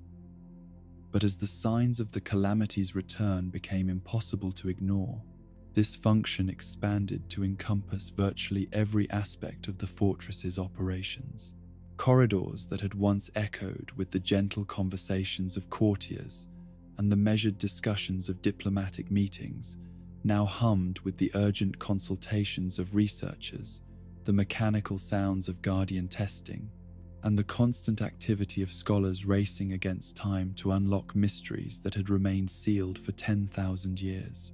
The central courtyard of the castle, once a peaceful space where members of the royal family could enjoy fresh air and contemplation away from the pressures of their public duties, became a testing ground where the ancient war machines were put through their paces under the watchful eyes of Sheikah technicians and royal observers. The sight of Guardians moving through their activation sequences, their optical sensors scanning the surrounding area while their weapon systems cycled through diagnostic routines, created an atmosphere that was simultaneously reassuring and deeply unsettling. These testing sessions, conducted with meticulous attention to both safety and effectiveness, represented the culmination of years of painstaking restoration work that had brought dozens of these ancient constructs back to operational status. Each Guardian that successfully completed its activation represented not only a triumph of archaeological engineering, but also a concrete addition to the kingdom's defensive capabilities that might prove crucial in the battles that lay ahead. The research laboratories that had been established throughout the castle complex buzzed with activity that continued from dawn until well past midnight, as teams of scholars and technicians worked in rotating shifts to maximize the progress that could be made in understanding and controlling the ancient technologies. These spaces, hastily converted from chambers that had originally served diplomatic or administrative functions, were filled with equipment that ranged from conventional tools of measurement and analysis to devices whose purposes and origins were understood only by the Sheikah specialists who operated them. Princess Zelda's personal involvement in these research efforts had evolved from the casual interest of a curious royal into something approaching obsession, as the weight of prophecy and the urgency of approaching crisis drove her to spend virtually every waking moment in pursuit of the knowledge that might yet unlock her dormant powers. Her presence in the research areas brought both inspiration and additional pressure to the teams of scholars who labored alongside her, for they understood that the princess's success or failure might well determine the fate of everyone in the kingdom. The princess's experiments with ancient technology took many forms, from careful analysis of Guardian components to attempts at recreating the conditions under which the original Sheikah had achieved their greatest breakthroughs. Her research notes, preserved in journals that reveal both her methodical approach and her growing frustration, document countless hours spent in meticulous observation and documentation of phenomena that seem to exist just beyond the reach of conventional understanding. The growing collection of Guardian parts and Sheikah artifacts that accumulated in the castle's research areas created a kind of museum of ancient technology, where each component and device represented a piece of a vast puzzle that might hold the key to the kingdom's salvation. These materials, gathered from excavation sites throughout Hyrule and carefully transported to the castle for study, provided tangible connections to the wisdom of the ancients that had created them. The presence of the champions within the castle during this period of intense preparation created an atmosphere that was both martial and scholarly, as these legendary warriors balanced their training regimens with participation in the research efforts that were attempting to unlock the secrets of the divine beasts they would eventually pilot. Their unique perspectives, combining practical combat experience with intimate knowledge of their respective people's traditions and capabilities, proved invaluable in understanding how ancient technologies might be integrated with modern tactical requirements. Urbosa's frequent visits to the castle brought with them not only her formidable presence as a warrior and leader, but also her deep knowledge of Gerudo traditions that preserved echoes of the ancient battles against darkness. Her conversations with Princess Zelda, conducted in the privacy of the royal quarters or during quiet moments in the research laboratories, provided both practical guidance about the realities of combat and emotional support for a young woman struggling under pressures that would have crushed lesser spirits. The Gerudo chief's maternal relationship with Princess Zelda manifested in countless small gestures and moments of encouragement that helped sustain the princess through the darkest periods of her struggle to awaken her powers. Urbosa's understanding of the burden that came with inherited responsibility, combined with her natural wisdom and strength, made her an irreplaceable source of guidance during the months when the weight of prophecy seemed almost too much to bear. Mifa's presence in the castle brought with it an aura of healing and compassion that provided counterpoint to the increasingly urgent and sometimes desperate atmosphere that surrounded the research efforts. Her gentle nature and natural empathy made her a source of comfort for everyone who encountered her, while her healing abilities provided practical support for researchers who often pushed themselves to dangerous levels of exhaustion in their quest for breakthrough discoveries. The Zora princess's conversations with Princess Zelda revealed depths of friendship and mutual understanding that transcended the political alliances that had brought their peoples together. These moments of genuine connection between two young women facing destinies that neither had chosen provided respite from the constant pressure of preparation and prophecy that dominated their lives during this crucial period. Daruk's visits to the castle, though less frequent than those of the other champions, due to his responsibilities in managing Goron mining operations that provided crucial materials for the research efforts, brought with them an infectious optimism and unshakable confidence that lifted the spirits of everyone who encountered him. His natural ability to find humor and joy even in the darkest circumstances proved invaluable in maintaining morale during periods when progress seemed impossible and failure appeared imminent. The Goron chief's practical approach to problem-solving complemented the more theoretical work being conducted by the Sheikah researchers, as his hands-on experience with complex machinery and his intuitive understanding of mechanical systems often provided insights that purely academic analysis could not achieve. His suggestions for modifications and improvements to Guardian systems were implemented with remarkable success, demonstrating the value of combining ancient wisdom with practical engineering experience. Rivali's presence in the castle created a more complex dynamic, as his undeniable skill and dedication were accompanied by a pride and competitiveness that sometimes created tension with other members of the research team. His aerial perspective on the kingdom's defensive needs provided valuable strategic insights, while his mastery of wind-based combat techniques offered unique approaches to utilizing the mobility and positioning advantages that the divine beasts could provide in battle. The Rito champion's relationship with Link, complicated by professional rivalry and personal pride, added an undercurrent of interpersonal drama to the castle's atmosphere that reflected the human elements that existed alongside the epic scope of their shared mission. These tensions, though never allowed to interfere with their professional responsibilities, reminded everyone involved that even legendary heroes remained individuals with their own personalities, motivations, and emotional needs.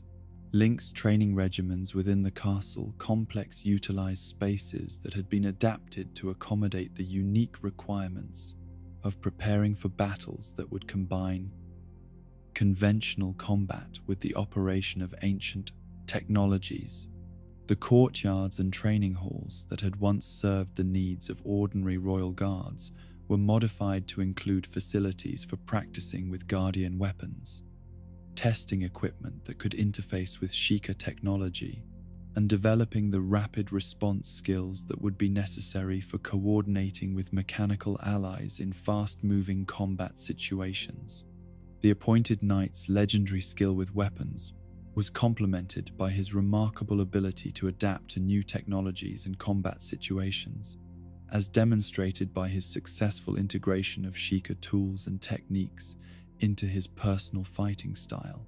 His practice sessions with the Sheikah slate and other ancient devices showed a natural aptitude that impressed even the most experienced technicians, suggesting an innate compatibility between his warrior instincts and the principles that had guided the creation of these ancient tools. The strategic planning sessions that took place within the castle's war rooms brought together military commanders, Sheikah researchers, and the champions themselves in collaborative efforts to develop tactical approaches that could maximize the effectiveness of their combined ancient and modern capabilities. These meetings, conducted with maps and models that represented the latest intelligence about potential threats and battlefield conditions, attempted to anticipate every possible scenario that might arise during the prophesied confrontation with the calamity. The integration of divine beast capabilities with conventional military forces required careful coordination and communication systems that could function effectively in the chaos of battle. The development of these command and control mechanisms consumed enormous amounts of time and resources, as the planners struggled to create systems that could maintain coordination between massive ancient war machines and smaller human units, operating according to entirely different tactical principles. The research into Guardian control systems revealed both the incredible sophistication of the ancient programming and the potential vulnerabilities that might be exploited by hostile forces. These discoveries led to intensive efforts to develop countermeasures and backup systems that could maintain control over the mechanical warriors, even if their primary command networks were compromised or corrupted by enemy action. The psychological preparation required for the coming battle was addressed through programs that attempted to prepare both champions and support personnel for the realities of fighting alongside and against technologies that operated according to principles that transcended normal human experience. These training initiatives, drawing on both ancient texts and modern understanding of combat psychology, sought to build the mental resilience that would be necessary to function effectively in battles that would challenge every assumption about the nature of warfare. The final preparations conducted within the castle during the last days before the calamity's return created an atmosphere of barely controlled urgency, as everyone involved understood that time was running out and that whatever readiness they had achieved would have to suffice for the trials ahead. The sight of Guardians being loaded with ammunition, champions making final adjustments to their equipment, and researchers conducting last-minute tests on crucial systems created a sense of approaching culmination that was both exciting and deeply sobering. The evacuation plans developed for the castle's non-essential personnel reflected the recognition that the coming battle would likely transform the fortress from a place of learning and preparation into an active war zone where civilian safety could not be guaranteed. These contingency measures, though hoped to be unnecessary, demonstrated the realistic assessment of risks that characterized the final phases of preparation. The last conversations between Princess Zelda and her father, King Roam, took place within the private chambers of the royal quarters, where the weight of shared responsibility and mutual love created moments of intimacy and honesty that provided both strength and heartbreak for a family facing the possibility that they might not survive the trials ahead. These final exchanges between parent and child embodied both the personal stakes involved in the coming conflict and the broader themes of duty, sacrifice, and hope that would define their legacy regardless of the outcome. The transformation of Hyrule Castle from a center of learning into a fortress preparing for war represented one of the most remarkable achievements in the kingdom's history, demonstrating the ability of its people to adapt and respond to existential threats with courage, wisdom, and unity of purpose that transcended individual differences and personal fears in service of the greater good that they all shared.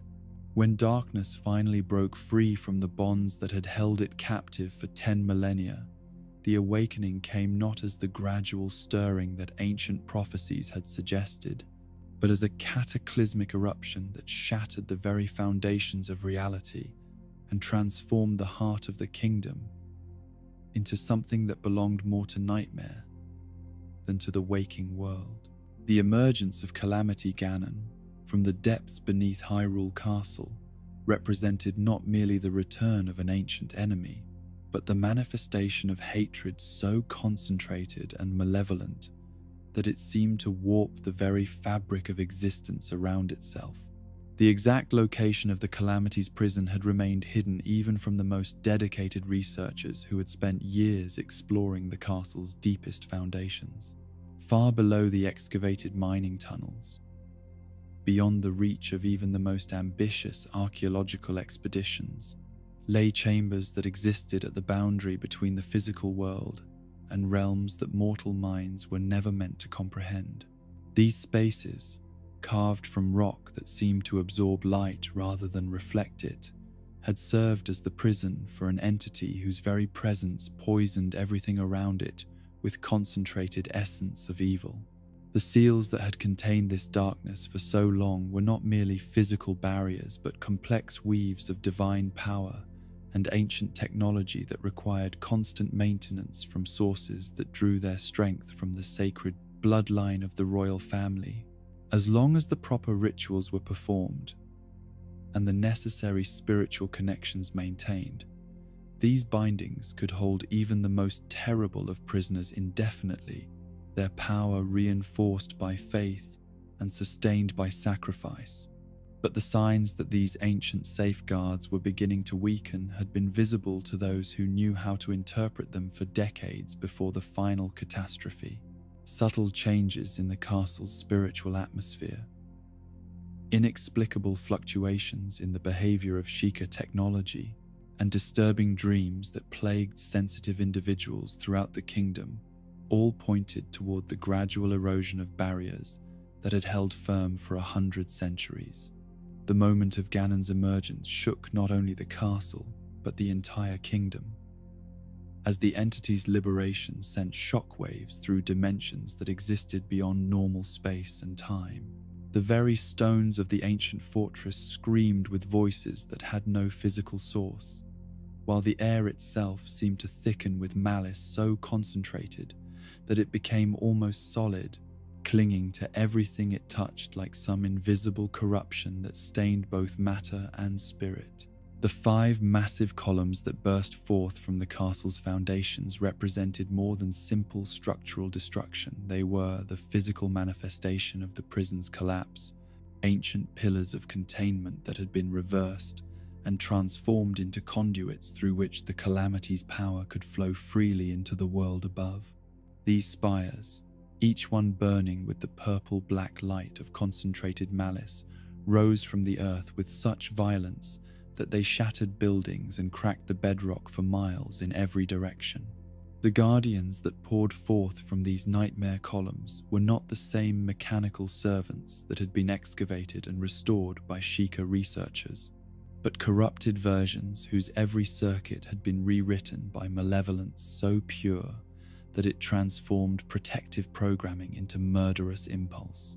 The sight of these once loyal defenders emerging from the depths with their optical sensors burning crimson rather than the peaceful blue of their intended function created a moment of horror that would haunt the nightmares of anyone fortunate enough to witness it and survive.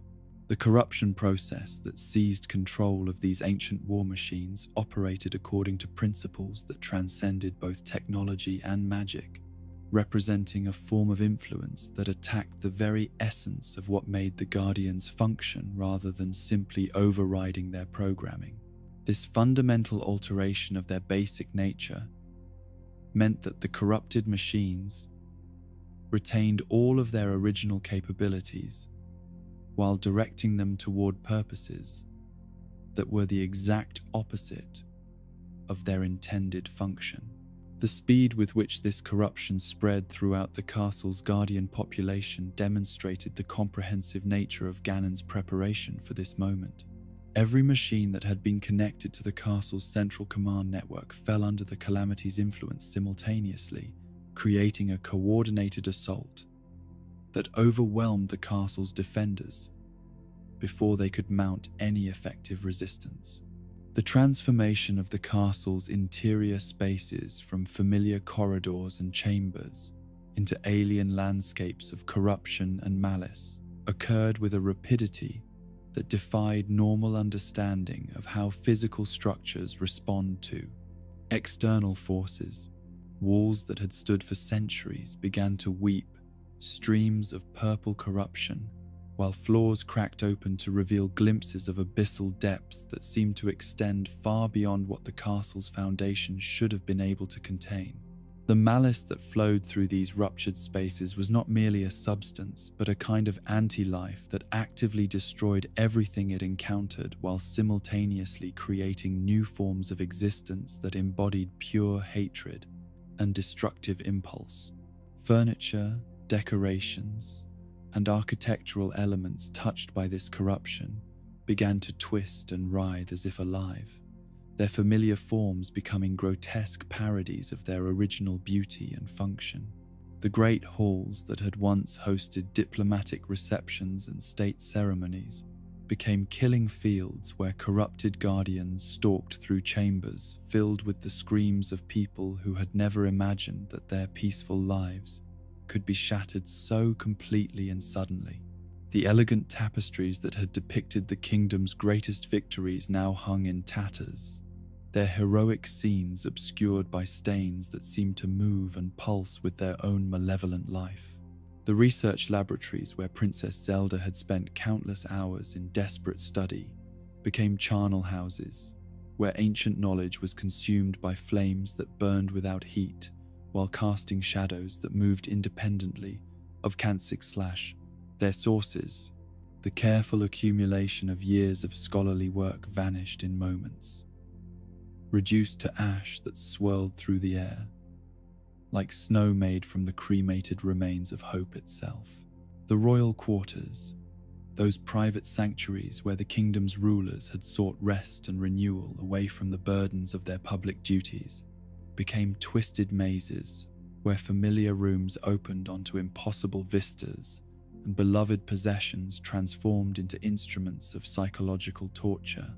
The very concept of sanctuary was perverted, as the spaces that should have provided refuge became sources of the deepest terror. King Rome's final stand took place not in the throne room where ceremony would have demanded, but in the corridors and chambers where he had lived his daily life, fighting not for glory or political advantage, but simply for the right of his people to continue existing in a world that had suddenly revealed itself to be far more dangerous than anyone had imagined. The king's last battle was fought with whatever weapons came to hand, his royal swords supplemented by makeshift shields and improvised tactics that drew more upon desperation than strategic planning. The monarch's death, when it finally came, was witnessed only by corrupted machines whose optical sensors recorded the fall of royal authority with the same mechanical precision they had once used to catalogue inventory or monitor security systems. There was no dignity in this ending, no heroic sacrifice that would inspire future generations, only the brutal termination of a life that had been dedicated to service and protection of others. The spreading corruption that flowed outward from the castle's ruptured foundations created zones of influence where normal physical laws seemed suspended and reality itself became negotiable. These areas, marked by the purple glow of concentrated malice, expanded outward from the fortress like infection spreading through healthy tissue, transforming familiar landscapes into alien territories where survival required constant vigilance and swift adaptation to rules that changed without warning. The guardian swarms that emerged from the corrupted castle spread across the kingdom's heartland like mechanical plague, their coordination and tactical sophistication representing a level of military efficiency that no conventional force could hope to match. These units moved with purpose that transcended simple programming, displaying initiative and adaptability that suggested they were being guided by intelligence that understood both their capabilities and the vulnerabilities of their targets. The civilian populations caught in the path of these mechanical armies had no preparation for facing enemies that combined the relentless persistence of machines with tactical intelligence that could anticipate and counter any defensive strategy they might attempt. The evacuation routes that had been planned for conventional threats proved inadequate for dangers that could move faster than horses and strike with precision that made concealment or deception impossible. The military units that attempted to mount organized resistance found themselves facing opponents that were immune to fatigue, fear, or any of the psychological factors that influenced human combat performance. The corrupted guardians fought with mechanical precision that never wavered, their energy weapons capable of destroying entire formations with single concentrated volleys that left no survivors and created psychological impacts that shattered the morale of nearby units. The breakdown of communication networks as Guardian forces overran signal stations and command posts meant that isolated military units often fought without knowing the broader tactical situation or receiving orders that might have allowed them to coordinate their efforts more effectively. This fragmentation of command authority contributed to the collapse of organized resistance and forced individual units to make tactical decisions based on incomplete information and desperate improvisation.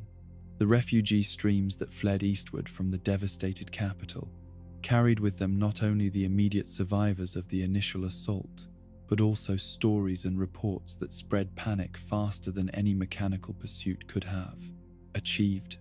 These accounts, often fragmented and contradictory due to the traumatic circumstances under which they were gathered, created psychological impacts that undermined morale and effective resistance throughout the kingdom.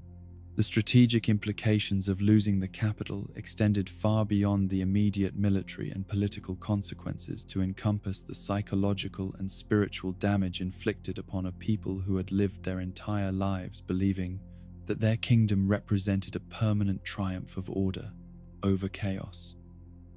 The sight of Hyrule Castle, wrapped in corruption and defended by mechanical horrors that had once been protectors, created a crisis of faith that affected every level of society. The corruption's influence on the castle's physical structure created architectural impossibilities that seemed designed to disorient and confuse anyone who might attempt to penetrate the fortress's defenses. Corridors that had once followed logical patterns now twisted back upon themselves in ways that violated basic geometric principles, while chambers expanded or contracted according to no discernible pattern or purpose. The defensive systems that the calamity established within the corrupted castle demonstrated intelligence that went far beyond simple tactical competence to encompass strategic thinking that anticipated threats and prepared countermeasures with a sophistication that suggested deep understanding of both military principles and the psychological factors that influence human behavior during crisis situations. The transformation of familiar spaces into alien environments served multiple purposes, creating both practical obstacles for potential rescuers and psychological barriers that would discourage even the most determined heroes from attempting to penetrate the castle's corrupted depths. The very air within these transformed spaces seemed to whisper with voices that spoke of despair and hopelessness, while visual distortions made navigation treacherous even for those who had spent their lives within these walls. The malice pools that formed in various locations throughout the corrupted castle represented concentrations of pure evil, so intense that they created localized distortions in reality itself, zones where the normal rules of cause and effect were suspended in favor of principles that reflected the calamity's fundamental nature as a force of destruction and corruption. The Great Calamity's impact on Hyrule Castle thus represented not merely the fall of a fortress or the defeat of military forces, but the transformation of the kingdom's spiritual center into something that embodied everything the realm had spent centuries working to overcome, a corruption so complete and terrible that it would cast shadows across the land for generations to come. In the century that followed the Great Calamity's devastating emergence, Hyrule Castle stood as a monument to both destruction and endurance, its ancient stones bearing witness to the slow dance between corruption and nature that played out across decades of abandonment. The fortress that had once represented the pinnacle of civilized achievement became something far stranger and more complex, a place where malice and life existed in uneasy balance, where the forces of decay competed with the irrepressible power of natural renewal in ways that created landscapes of haunting beauty and terrible danger. The immediate aftermath of the calamity's awakening had left the castle wrapped in such concentrated corruption that no living thing could approach its walls without facing immediate destruction. The malice that poured from the ruptured foundations created an atmosphere so toxic that even the hardiest weeds withered and died within moments of sprouting, while the very air seemed to burn with invisible fire that consumed anything organic it encountered. Yet as the years passed and the initial fury of the calamity's emergence began to settle into more stable patterns, subtle changes began to appear in the relationship between the corruption and the natural world that surrounded it. The malice, though still deadly to most forms of life, began to lose some of its most virulent properties as it spread and diluted itself across the broader landscape, creating gradients of toxicity that allowed certain hardy species to establish footholds in areas that had previously been completely sterile.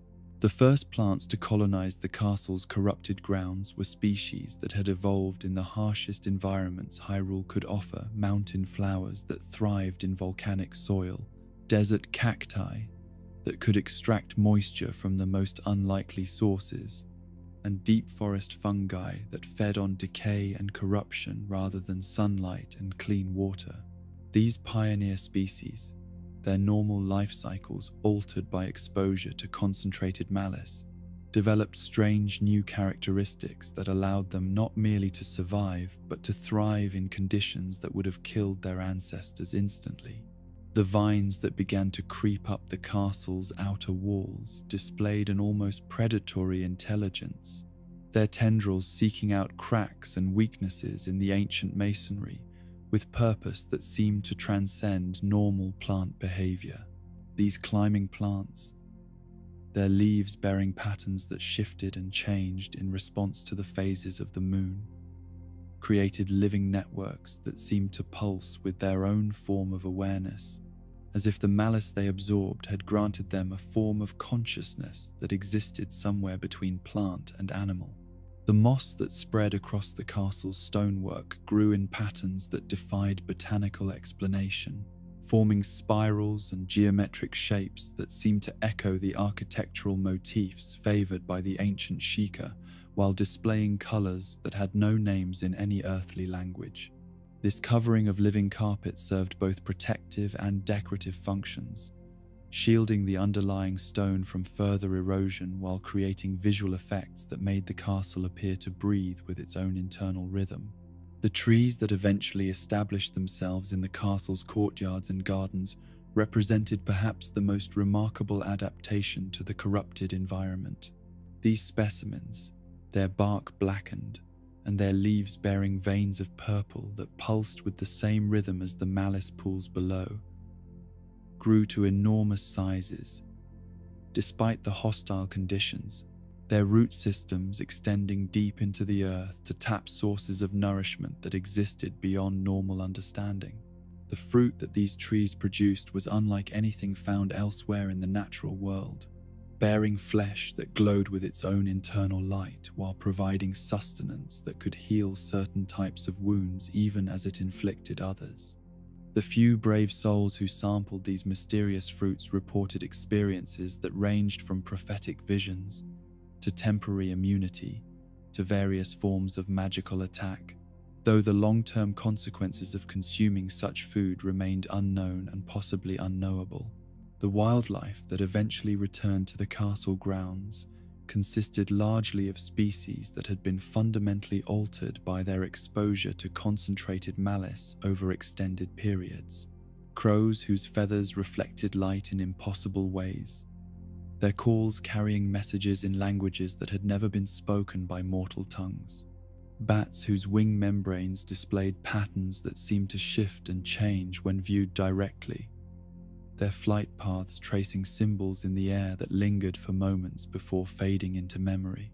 The rats that infested the castle's lower levels grew to sizes that approached those of small dogs, their intelligence enhanced by malice exposure to levels that allowed them to solve complex puzzles and navigate mazes that would challenge creatures with much larger brains.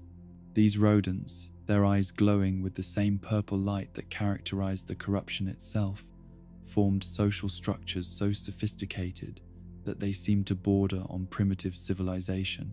The spiders that wove their webs throughout the castle's abandoned chambers created silk that possessed properties unknown to normal arachnid species. Their webs, when viewed under proper lighting conditions, displayed patterns that seemed to map the flow of malice through the castle's structure, creating visual representations of invisible currents. That helped explain how the corruption moved and concentrated in different areas. The malice itself underwent gradual transformations as the decades passed, evolving from the raw, undifferentiated hatred that had characterized its initial emergence into more complex and sophisticated forms that displayed increasingly organized behavior patterns. The purple pools that had initially seemed like simple accumulations of liquid corruption began to display rhythmic pulsations that suggested some form of internal organization, while the streams that connected these pools developed flows that responded to external stimuli in ways that implied a form of distributed intelligence. The evolution of the corruption's behavior became particularly evident in its interactions with the guardian units that remained active within the castle grounds. These mechanical sentries, their programming altered by a century of exposure to concentrated malice, began to display behavioral modifications that went far beyond their original combat protocols, developing patrol patterns that seemed to respond to the presence of intruders with a subtlety and sophistication that suggested genuine learning and adaptation. The guardian patrols that moved through the castle's corridors established territories and hierarchies that resembled those of living creatures more than programmed machines, with individual units displaying preferences for certain routes and areas that seemed to reflect something approaching personality rather than simple algorithmic responses. The optical sensors of these corrupted machines began to display variations in color and intensity that appeared to correspond to different emotional states, though the nature of what emotions a machine infected with malice might experience remained a mystery that philosophers and scholars would debate for generations. The breathing pattern that the castle seemed to develop, with its walls and towers expanding and contracting in rhythms that matched no known natural cycle, created acoustic effects that transformed the fortress into a kind of massive musical instrument, played by forces that existed beyond normal comprehension. The sounds that emerged from this architectural orchestra ranged from barely audible whispers to deep, resonant tones that could be felt in the bones of anyone brave enough to venture within hearing range. These sonic phenomena seemed to serve communication functions, carrying messages between different parts of the castle complex in ways that allowed the corrupted systems to coordinate their activities across distances that would normally require technological assistance. The meaning of these musical exchanges remained unknown to outside observers, but their complexity and apparent purposefulness suggested intelligence operating on scales that dwarfed individual consciousness. The treasure chambers and storage areas that had once housed the kingdom's most valuable possessions became museums of abandonment where precious objects underwent transformations that reflected the castle's changed nature. Gold became tarnished with patterns that seemed to move when viewed peripherally, while gems developed internal luminescence that pulsed in harmony with the malice flows that permeated the structure. The weapons and armor stored in these chambers displayed modifications that enhanced their effectiveness, while also marking them as products of the corrupted environment. Swords whose blades held edges sharp enough to cut through materials that should have been impossible to damage. Shields whose surfaces reflected not only light, but also hostile intentions back upon their sources, and helmets that provided protection against forms of attack that had never existed before the calamity's emergence. The books and manuscripts preserved in the castle's libraries underwent their own forms of transformation, their pages acquiring the ability to display different texts depending upon the reader's intentions and level of comprehension. These modified tomes became repositories of knowledge that adapted itself to the needs and capabilities of whoever consulted them, though the accuracy and reliability of the information they provided remained questionable and possibly dangerous. The architectural modifications that occurred throughout the castle during this period of abandonment created spaces that defied conventional understanding of structural engineering and geometric principles, corridors that seemed to extend infinitely in certain directions, while becoming impassably narrow when approached from others, chambers whose dimensions changed according to no discernible pattern, and stairways that led to destinations that bore no relationship to their apparent trajectories. The pilgrim attempts made by various brave individuals over the course of the century represented both touching displays of hope and tragic demonstrations of the castle's lethal nature. These expeditions, undertaken by adventurers, scholars, and desperate souls, seeking everything from treasure to redemption, invariably ended in disappearance or death, though the few scattered remains that were recovered suggested experiences that transcended simple physical destruction. The messages left behind by these failed expeditions, carved into stones or written on materials that could survive the castle's hostile environment, provided glimpses into experiences that challenged the sanity and worldview of anyone who encountered the corrupted fortress. Reports of visions that revealed impossible truths, encounters with entities that existed partially outside normal space and time, and discoveries of rooms that contained echoes of events that had not yet occurred, all suggested that the castle had become something far more complex than a simple fortification corrupted by malice. The seasonal changes that affected the castle's appearance and behavior created cycles of activity that seemed to follow patterns derived from sources other than normal astronomical phenomena. During certain phases of lunar activity, the corruption would display increased activity levels that manifested as brighter lights, more aggressive guardian patrols, and enhanced growth rates in the mutated plant life that covered the structure. The blood moon phenomena that occurred throughout the kingdom during this period had particularly pronounced effects on the castle's corrupted ecosystem, causing temporary reversals of certain decay processes and restoration of guardian units that had been damaged or destroyed during previous encounters. These monthly resurrections created a form of immortality that applied to the castle's mechanical inhabitants, while also affecting certain aspects of the plant and animal life that had adapted to the corrupted environment. The weather patterns that developed around the castle created localized climate conditions that bore no relationship to the broader meteorological systems affecting the rest of Hyrule. Storms that generated lightning in colors that had no names. Fogs that carried whispers in languages that predated human speech, and snow that fell upward rather than down. All contributed to an atmospheric environment that challenged basic assumptions about the nature of physical reality. The gradual establishment of a new equilibrium between corruption and nature within the castle grounds represented neither victory nor defeat for either side, but rather the emergence of a hybrid ecosystem that combined elements of both in ways that created something entirely unprecedented in the natural world. This balance, though stable in its own terms, remained fundamentally alien to normal life processes and continued to pose dangers that made the castle a place of wonder and terror in equal measure.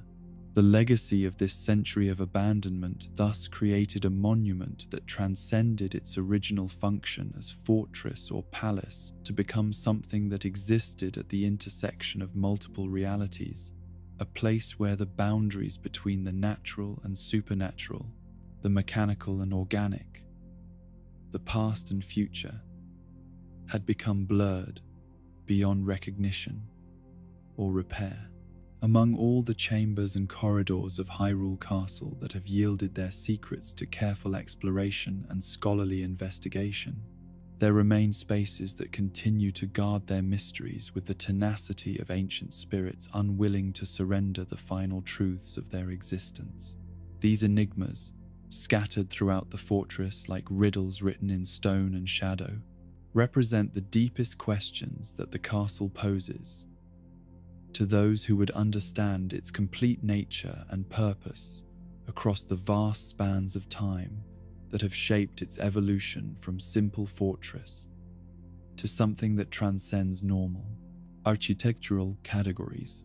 The blocked passages that seal off entire sections of the castle's underground network present perhaps the most tantalizing of these mysteries, for behind their barriers of collapsed stone and twisted metal lie chambers whose contents and purposes remain completely unknown to modern investigation. The rubble that fills these tunnels is not the random debris of simple structural failure, but carefully arranged obstacles that seem designed to prevent access while also preserving whatever lies beyond from the corrupting influences that have transformed so much of the castle's accessible areas. The positioning and composition of these blockages suggest engineering expertise that goes beyond mere demolition to encompass sophisticated understanding of structural dynamics and long-term preservation techniques. The stones are fitted together with precision that rivals the finest examples of ancient masonry, while the metal components show signs of deliberate shaping and placement that indicate careful planning rather than accidental collapse. The air currents that flow from gaps in these blocked passages carry scents and sounds that hint at spaces beyond that remain untouched by the corruption that has claimed so much of the castle's interior. These subtle environmental clues suggest the existence of chambers where ancient preservation systems continue to function, maintaining atmospheric conditions that could protect delicate artifacts and documents across spans of time that would reduce unprotected materials to dust.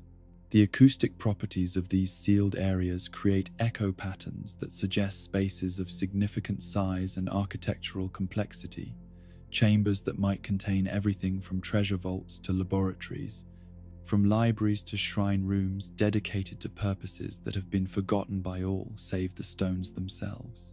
The reverberations that return from these hidden depths carry overtones and harmonics that speak of architectural features unlike anything found in the castle's accessible areas. The missing artifacts that vanished during the chaos of the Great Calamity represent another category of mystery that has puzzled scholars and treasure hunters for generations. The systematic nature of these disappearances suggests more than simple looting or random destruction, pointing toward organized removal of specific items whose significance transcended their mere material value. The royal crown jewels, those ceremonial symbols of divine authority that had been worn by monarchs across countless generations, disappeared without leaving any trace of their fate or final resting place. These items, crafted from materials that were said to possess mystical properties derived from their connection to the royal bloodline, represented not merely symbols of political power, but actual conduits for the sacred energies that flowed through the kingdom's spiritual infrastructure. The Master Sword's original pedestal, that ancient shrine where the legendary blade had rested between the times when heroes arose to claim it, vanished so completely that even its location within the castle remains a matter of scholarly debate. The chamber that housed this sacred monument was said to have been constructed according to principles that combined architectural engineering with mystical geometry in ways that created a space existing partially outside normal reality. The ancient texts that had been preserved in the castle's most secure archives, documents that contained knowledge dating back to the kingdom's earliest days and beyond, disappeared in a manner that suggests deliberate preservation rather than simple destruction.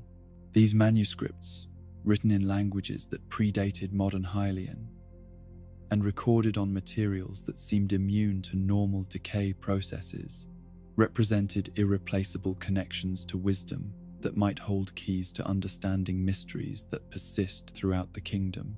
The Sheikah artifacts that had been gathered for study during the intensive research period preceding the Great Calamity vanished with a completeness that defies explanation, leaving behind empty storage containers and detailed inventory lists, but no trace of the objects themselves. These items, many of which possessed functions and capabilities that remained incompletely understood even after years of investigation, represented potentially crucial resources for understanding and controlling ancient technologies. The true purpose behind many of the castle's most enigmatic architectural features remains a subject of speculation and debate among scholars who have dedicated their lives to understanding the fortress's complete nature and function. Certain chambers and passages seem designed according to principles that serve no obvious practical function, while demonstrating engineering sophistication that rivals the most ambitious achievements of known architectural traditions. The spiral chambers that wind through the castle's deepest foundations follow mathematical patterns that correspond to formulas found in ancient astronomical texts, suggesting connections between the fortress's physical structure and cosmic phenomena that operate according to cycles spanning thousands of years. These spaces, their walls covered with symbols that seem to shift and change when viewed under different lighting conditions, may have served as calculation engines for determining optimal timing for rituals and ceremonies whose significance has been lost to time.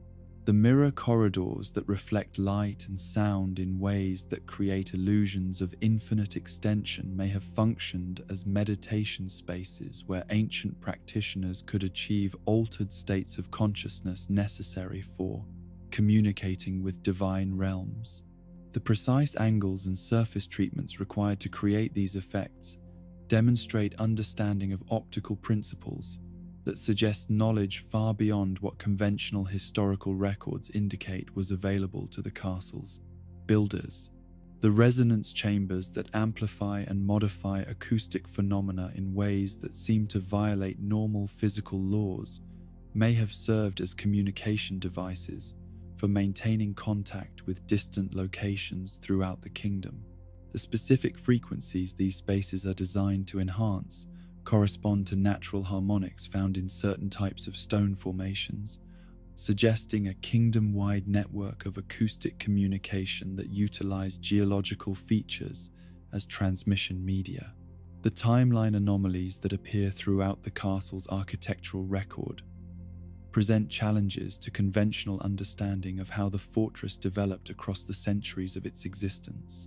Certain construction techniques and material compositions appear in sections that historical records indicate were built during periods when such knowledge should not have been available, while some architectural elements seem to have been added in anticipation of events that would not occur until decades or centuries after their construction.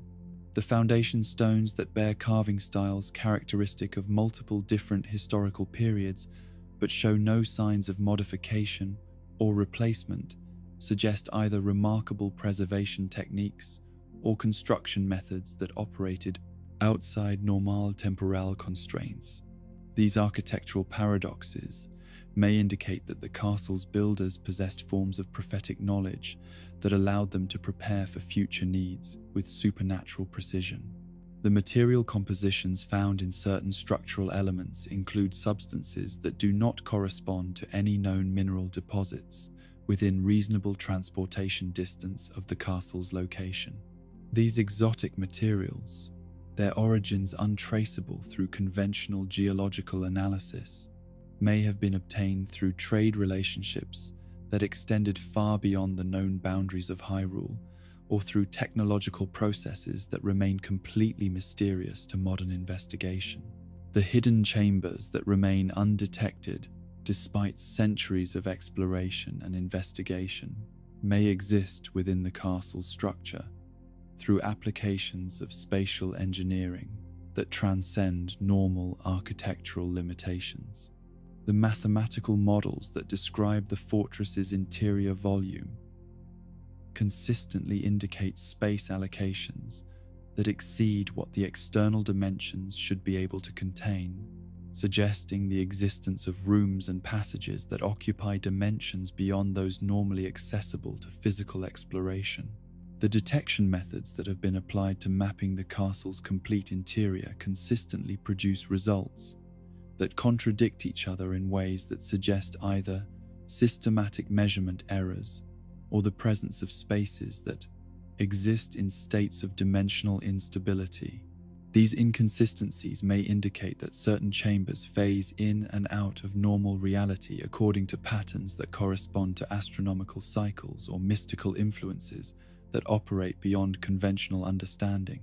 The access methods that might allow entry to these hypothetical hidden spaces remain matters of speculation that combine archaeological investigation with theoretical applications of ancient mystical practices. The keys to unlocking these mysteries may require combinations of specific knowledge, proper timing, and spiritual preparation that were once routine aspects of castle life, but have since been lost to the passage of time and the disruption of traditional practices. The Master Sword pedestal mystery represents one of the most intriguing questions surrounding the castle's spiritual infrastructure and its relationship to the legendary weapon that has played such crucial roles in the kingdom's history. The existence of a shrine within the castle dedicated to housing the sacred blade between its periods of active use is well documented in historical records. Yet the location and current condition of this monument remain completely unknown. The descriptions of this shrine that appear in ancient texts suggest a chamber designed according to principles that combined practical security with mystical symbolism in ways that created a space worthy of housing a weapon forged by divine will. The architectural details mentioned in these accounts include features that have no parallels in any other known construction, suggesting specialized knowledge and techniques that were developed specifically for this unique purpose. The disappearance of this shrine during the chaos surrounding the Great Calamity may have involved more than simple destruction or concealment, possibly requiring the activation of protective systems that were designed to preserve the sacred space during periods of extreme crisis. These hypothetical preservation mechanisms might have transported the entire chamber to locations or dimensions beyond the reach of corrupting influences. The future restoration of Hyrule Castle, should such an ambitious project ever be undertaken, might reveal answers to many of these persistent mysteries while also uncovering new questions that reflect the incredible complexity and sophistication of the fortress's design and construction. The process of clearing away the accumulated damage and corruption of the past century could provide access to areas that have been sealed for generations, while also revealing architectural features that have been hidden beneath layers of modification and repair. The archaeological opportunities that would accompany such restoration work could yield discoveries that revolutionize understanding of the kingdom's history and the technological capabilities of its ancient builders. The careful excavation of blocked passages might reveal chambers preserved in perfect condition, their contents providing direct connections to periods of the castle's history that are currently known only through fragmentary records and second-hand accounts. The technological investigations that could be applied to the castle's mysterious features using modern analytical methods might succeed in explaining phenomena that have puzzled observers for centuries.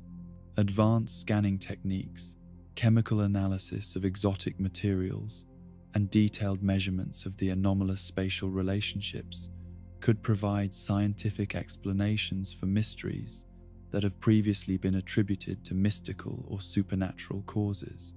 The cultural implications of solving these ancient mysteries extend beyond mere historical curiosity to encompass questions about the true nature of the forces that have shaped the kingdom's destiny across the centuries. The knowledge that might be recovered from the castle's hidden spaces could provide insights into the relationship between mortal achievement and divine influence that would affect understanding of the fundamental principles upon which the kingdom was founded and has continued to evolve. The legacy of these unsolved mysteries ensures that Hyrule Castle will continue to captivate the imagination of scholars, adventurers, and dreamers for generations to come, its enigmas serving as reminders that even in a world where so much has been explored and catalogued, there remain secrets waiting to be discovered by those with the courage and wisdom to seek them out. The fortress stands as both monument and question, its stones holding answers that may yet transform understanding of the past, while shaping the possibilities that define the future. As our exploration of Hyrule Castle draws to a peaceful close, we leave behind corridors that have witnessed the rise and fall of kingdoms, the birth and death of legends, and the eternal dance between light and shadow that defines the very essence of existence itself. These ancient stones have seen kings crowned in glory and heroes trained in dedication, scholars pursuing knowledge with passionate intensity, and warriors preparing for battles that would determine the fate of countless souls yet to be born. The castle has endured corruption and conquest, abandonment and renewal, always standing as a testament to the enduring spirit of Hyrule itself, and the remarkable resilience of those who built their dreams into its very foundations. Through centuries of triumph and tragedy, peace and war, construction and destruction, the fortress has remained a constant presence on the landscape, its towers reaching toward the heavens, while its roots extend deep into the bedrock of both earth and history. The mysteries we have explored tonight may never be fully solved, their deepest secrets perhaps meant to remain hidden in the spaces between stone and story, between the documented facts of history and the whispered legends that fill the gaps where official records fade into silence. Some truths are too large to be contained within the boundaries of mortal understanding, too complex to be reduced to simple explanations that satisfy the rational mind without acknowledging the profound mystery that surrounds all truly significant achievements. But in wandering these halls in our imagination, in tracing the paths of those who shaped the destiny of a kingdom through their courage, wisdom, and sacrifice. We have participated in something greater than mere historical investigation. We have walked the same corridors where Princess Zelda struggled with powers that seemed forever beyond her reach, where King Rome wrestled with decisions that would affect the lives of everyone in his realm, where the champions prepared for battles that would test every aspect of their strength and character. We have explored chambers where ancient researchers labored to unlock secrets that had been sealed for 10,000 years, where engineers and architects created wonders that blended technology with magic in ways that produced achievements that still inspire awe across the centuries. We have descended into depths where the very foundations of the kingdom rested upon principles that connected the physical and spiritual realms in bonds that transcended normal understanding. The castle's legacy extends far beyond its function as fortress or palace to encompass its role as a symbol of the highest aspirations of mortal ambition reaching toward the divine. It represents the dreams of countless generations who believed that through dedication, courage, and wisdom, they could create something that would endure beyond their own brief lives to serve purposes greater than any individual vision could encompass.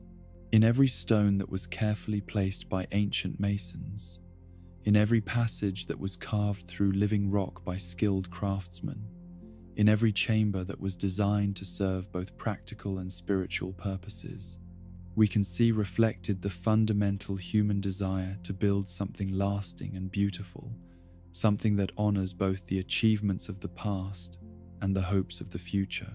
The corruption that claimed the castle during the Great Calamity could not ultimately destroy what made it truly significant, for the fortress's greatest treasures were never the gold and jewels stored in its vaults or the weapons and armor housed in its armories. Its real wealth lay in the accumulated wisdom of ages, the traditions of service and sacrifice that it fostered, and the inspiration it provided to all who looked upon its towers and understood that mortal hands, guided by divine purpose, could achieve wonders that seemed to touch the very realm of the gods. The restoration that may someday return the castle to its former glory will be more than a mere construction project or archaeological undertaking.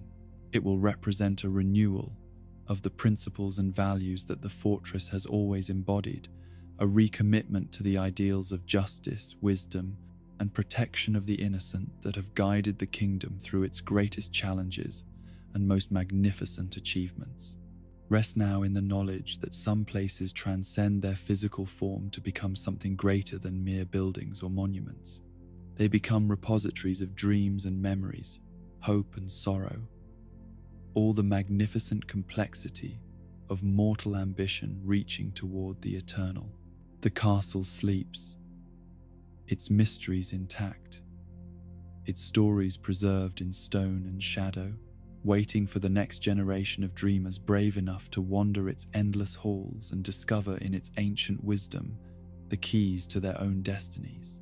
Sweet dreams, traveler, and may your own legends find worthy places to call home, worthy stones to preserve their memory, and worthy hearts to carry their inspiration forward into whatever futures await beyond the turning of the seasons and the passage of years that mark the eternal rhythm of hope and renewal that defines the deepest meaning of home.